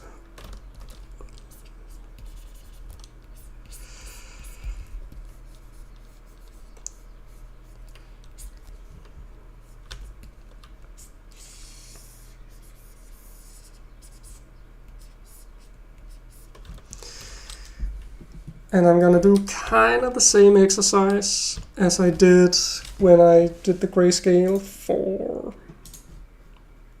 Lloyd. First, perfectly gray layer in hard light, and then the hard shadows, and then another layer with the soft shadows. So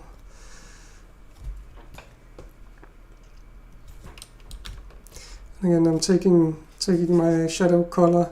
So now I'm adding shadow. That's kind of weird, but removing light.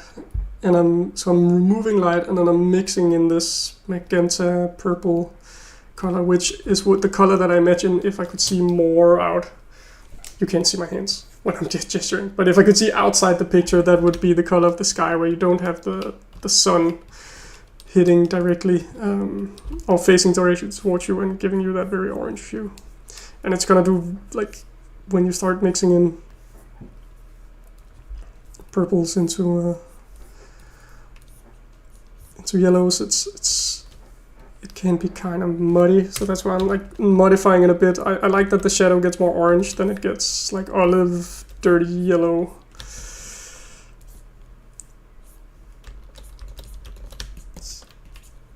And I'll be like, this is kind of weird because now I've got the so-called decoration, the deco of the minifigure, the print, and that is supposed to be light, and then I'm mixing painted light into that, and that's just strange, but it usually all comes together in the end.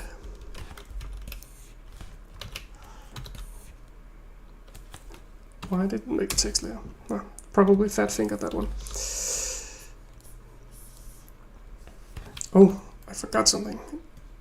This is where it's nice that it's in layers, because I can just go back and be like, these guys.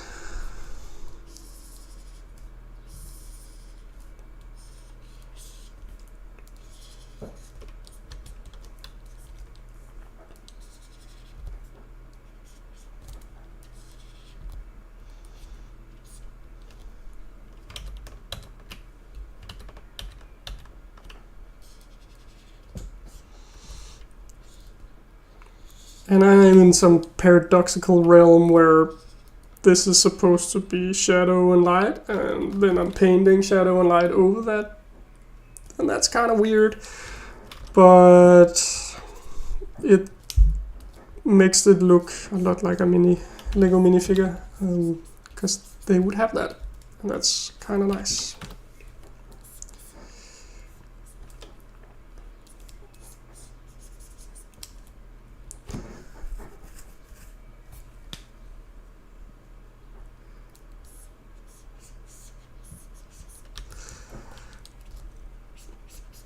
yeah, folds can be tricky, especially if you really want to do them right. Of course, again in the land of Lego minifigure painting, we're in a fair level of abstraction, so it's more forgiving. But if you really want to do them, they can be really tricky. And speaking to material thickness, that's your change of showing how a material behaves, how it folds. So not only do you need to worry about the direction, but you can also, like, does it make sharp creases that gets these edge highlights, or does it make softer creases? It tells so much about the material, how it falls, and how it interacts with the light. So there's definitely a lot of information that you suddenly have to kind of figure out and then pack into that effect of something folding. Here, it's a bit more lighthearted though.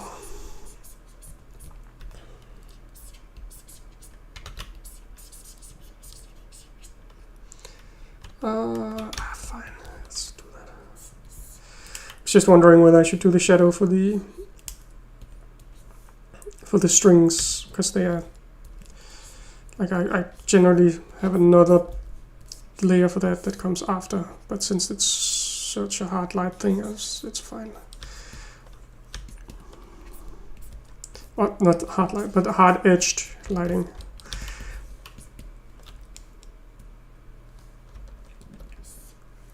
Yeah, that's a good point, Peg.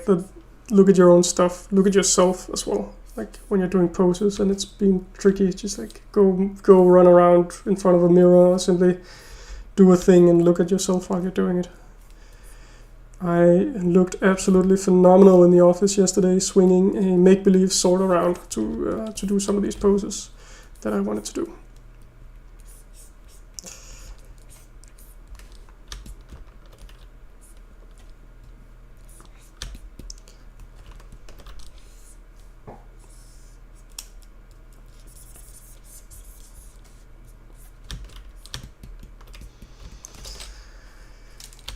Let's get that hoodie established. Like underneath.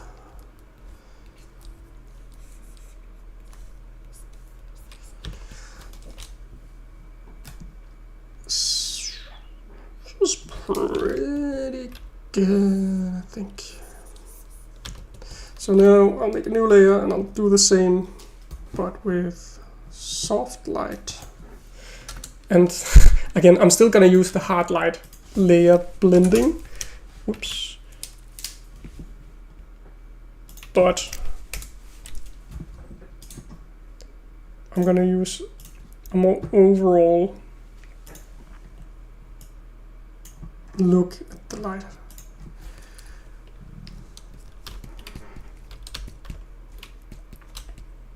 Is that the brush I want? It is the brush that I want.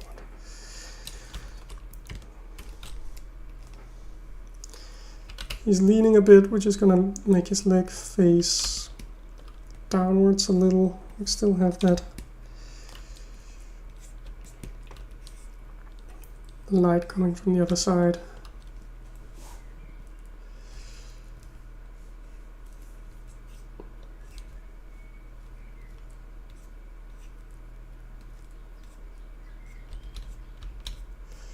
It's kind of a shame that his face is going to be in shadow, but alas, that's...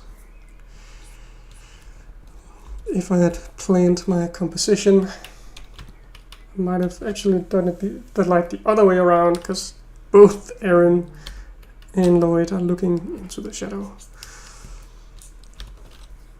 That's what I get for not thinking or doing a color rough of this before starting.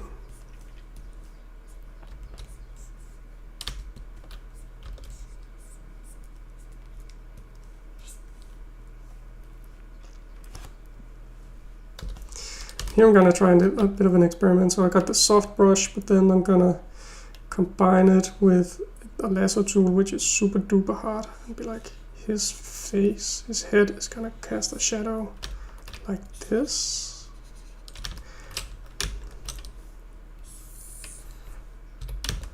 And I think that's gonna look pretty dope.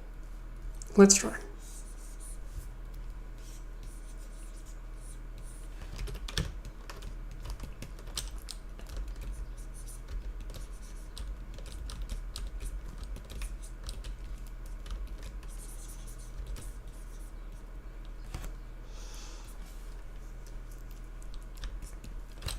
And I think that's where the debate between soft and hard brush ends, is like when you get soft and hard meeting, that's the best. That's where it's nicest, where you have both hard edges, where stuff has a hard edge, and you have a soft gradient where stuff is smooth. For the hands, again, doing the lasso, I guess all of this is pretty much in shadow, but when you get that soft meeting hard, that's just super delicious.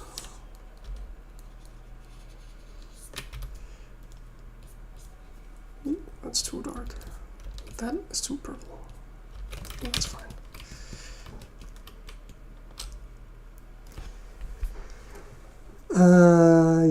Have I thought about doing a dragon tutorial? Yes.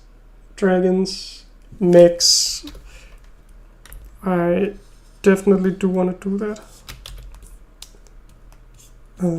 So far I've just started off with something a bit simpler, and I think I wanted to test if there was an interest, which I did with the Kai stream. That was very improvised and just like, what's gonna happen if I try and stream, and see if there was any interest, and there was, which is great. And with that knowledge, I definitely have appetite for doing something that also maybe requires a bit more effort, and planning a good dragon and mech stream takes that. But I have an idea for something. Some next one. I think I was gonna do mech, but if dragon is cooler, I can also do that.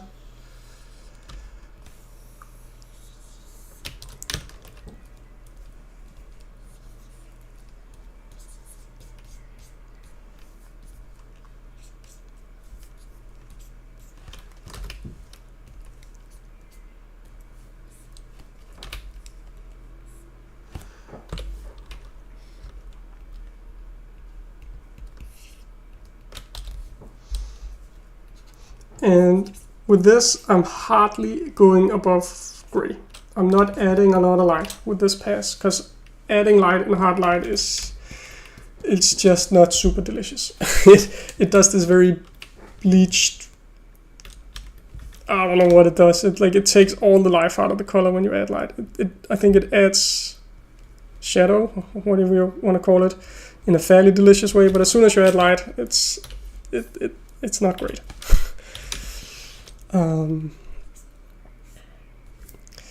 So we will be looking at light afterwards.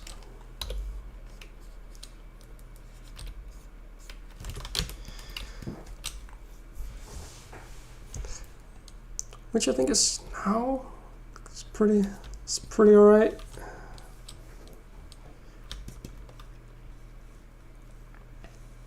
I mean, maybe just going to add some texture to this. I'm kind of doing the woo thing again. I'm taking a bit from the dark and putting out into the light, and I'm taking a bit from the light and putting into the dark, and then you get instant life. So let's add a third layer, that is the overlay,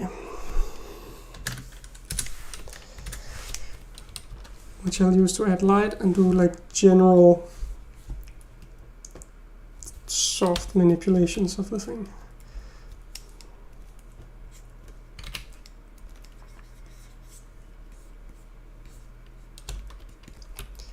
Because that happens. And when adding light, I find you don't want to necessarily have too much going on in the color. Like a slight warmth is nice, but it gets very intense in the color very fast if you put in a lot of color as well as value.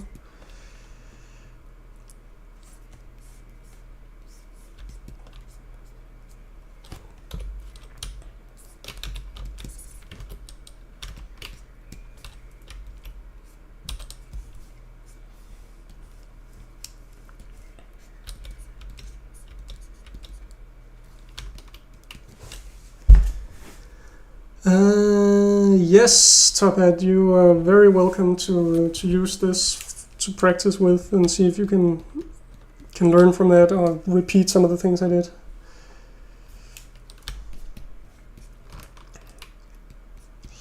And now, as I did with Lloyd, one last layer that is just completely basic that I can paint on.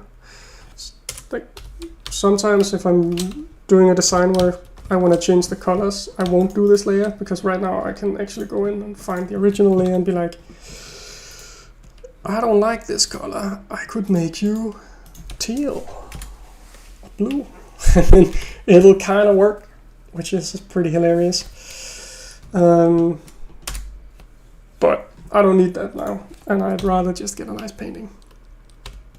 But that's definitely a strength of this way of working, of just putting the light on after you got the color, because you can really just experiment with the colors. If you're designing something, again, also why it's handy in a design pipeline.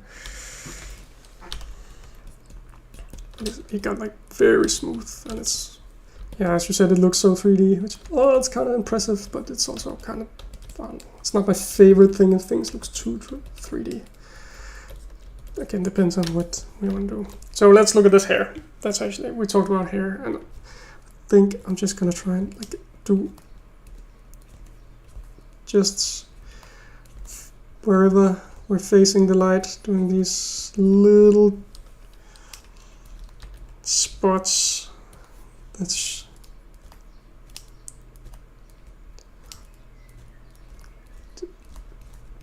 showing the light hits, and then not too much more, but maybe just get some darkness in there as well. And I'm gonna get a soft eraser because I think it is nice, but it's also already a bit too much. And just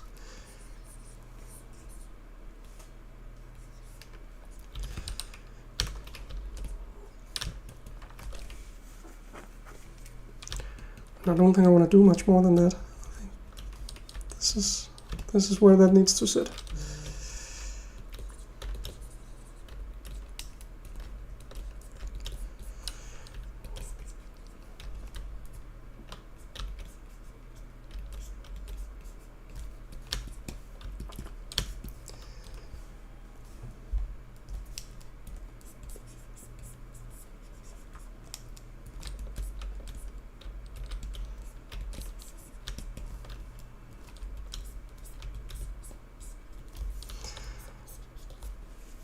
Let's try maybe paint a little over this. I don't know. That's why it's like it's a print on a minifigure, but it's also 3D. What do I want to do? And maybe a bit of both.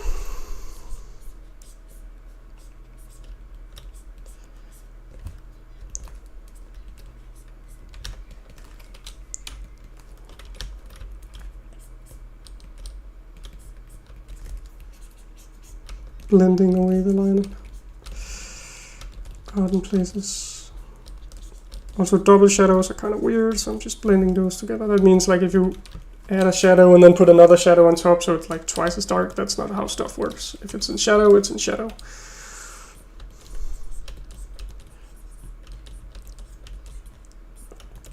I'm not saying that all shadows are equally dark or bright, because depending on what something is in shadow from. If it's in the shadow of the sun, that's like the most basic one. But of course, if you are not in direct sunlight, but you do have skylight hitting you, you're not at your darkest, but you're not at your brightest. Just get a little bit of light there.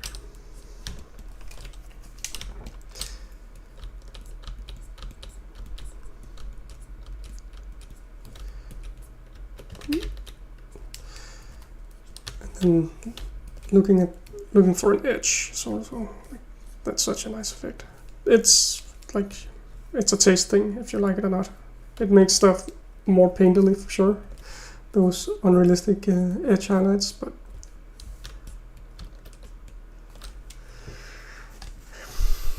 yeah, I mean, I can do like a quick explanation. Let's say I have a yellow ball out here, alpha logging that.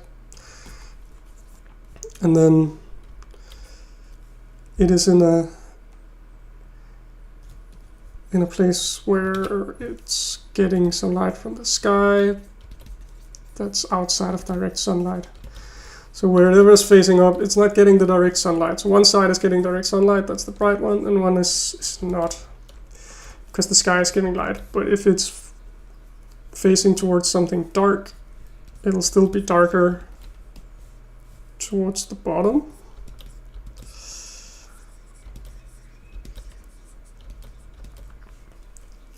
However, if I had a thing up here that would cast a shadow on it, like this, and I put another thing here where the shadow would hit in the same place, it's not like the shadow would become darker again, if that makes any sense, because it's still getting hit by the sunlight. Still being hit by the skylight. So this shadow would not become darker just because there are multiple elements casting a shadow in the same direction. And that happens if you do it with effects, because they don't know. They're just, every time there's something, an effect layer that is dark, it'll darken the thing. And if two effect layers are kind of doing the same purpose, then you'll get double shadows, and it's weird.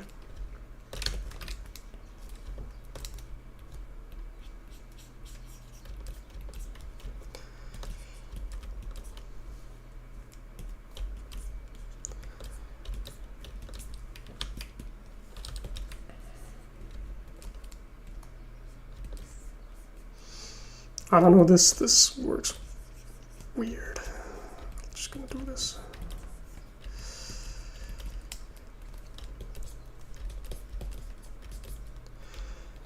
Little bit of light from the back.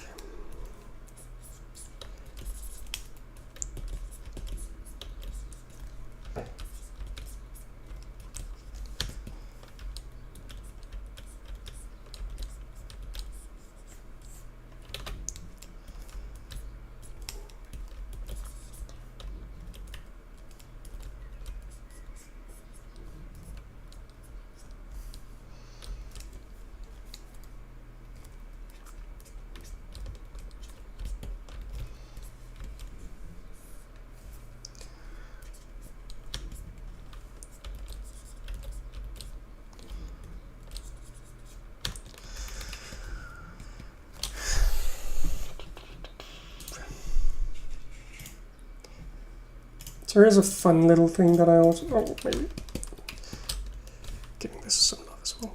I don't know if that's important, but got come so far, might as well give this a little bit of attention.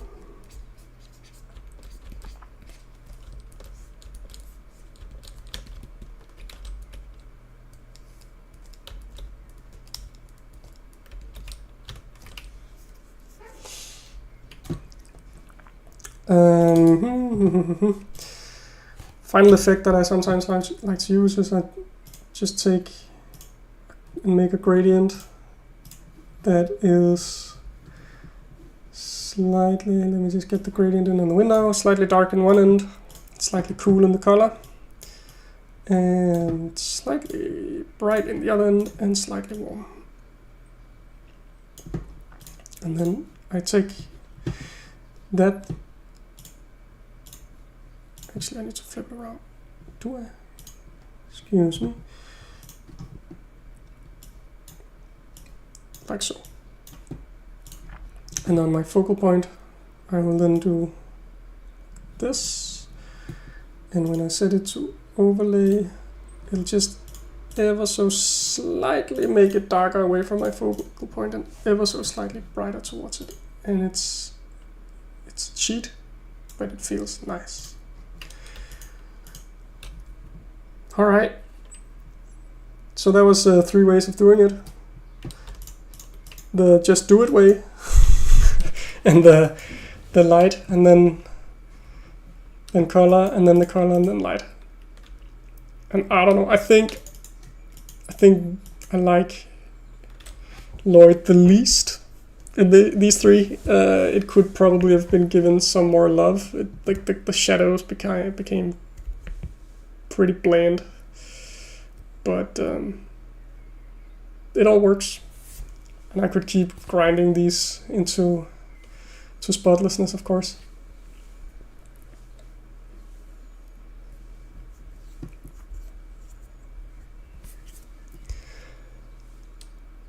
Any further questions? Otherwise, I think I'm gonna call it in like 5 minutes. So Lloyd style in the J near mech piece. That's a really good question. No, that is a mix between the Wu style and the Aaron style. That means most of it was done in what I'd call Wu style. Yes, it was. And then the characters I did in Aaron style, where I wanted to be pretty on point with the colors and the model.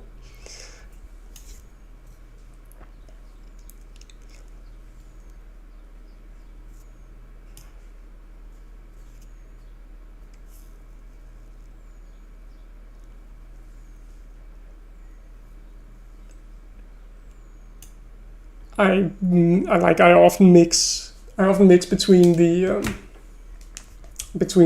ways of working, and not in a pretty way. I think the more I've been working, the more I find out that just being super rough on what I do makes me take less compromises and just do what needs to be done to make the image cool, even though it means I'm losing all my effect layers and I'm merging down all the time. Gives me the power to kind of manipulate the models like that, or the image.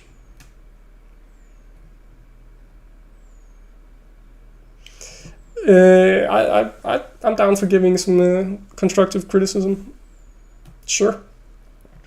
I think you know where I'm at Twitter, so you can send it my way, and I'll see what I can come up with in that format. So I'm not promising that I'll download it and do any paint overs, maybe if I find the time and energy, but I'll definitely take a look. Let me just scroll through, see if I missed any questions.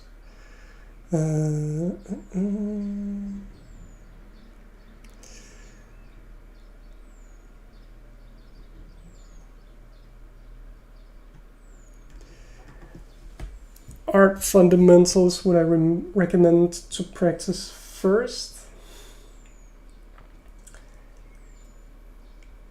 I think the first thing, more important than any fundamental, whether it's drawing or basic painting or lighting, is to find something that makes you want to draw.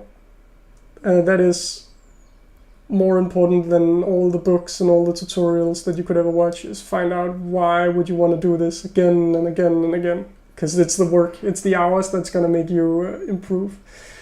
Personally, especially when I was younger, I got part of communities online where I could share my work, and there were people there that were really good and there were people not so good. So I got to learn from the good ones and feel great when the less experienced came and said that what I did was something they thought was cool. And that motivation to have somebody to share your work with and get feedback from, that is by far the most important. Because if you don't find it funny, or not funny, but if you don't find it entertaining and enjoyable to draw, it doesn't matter what techniques you try and learn.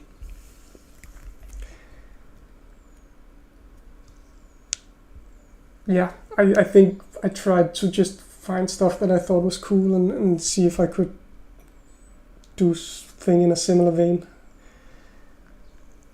I think that's my best answer. It's not the standard that you should learn to draw and then you need to learn to shade or do not wildlife, but plein air, real life painting studies. It's all very good, but I think the most important is finding a reason to do it.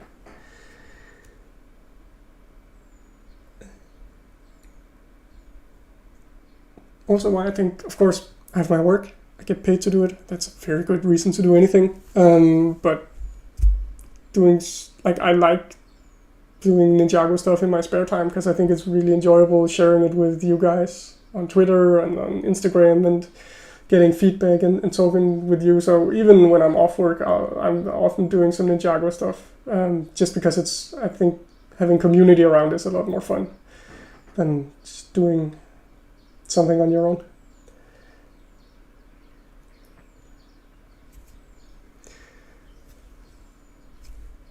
And at that, well, the entire table shook. I think here it's 11, and it's been a lot of fun for me, and I hope that you learned a bunch as well. And let's do it again sometime, and I'll stop the stream and put it on the YouTube. I think YouTube does that on its own. So thank you so much for tuning in and asking questions and hanging out. I had a lot of fun. Have a great Friday and a great weekend. See you around. Bye bye.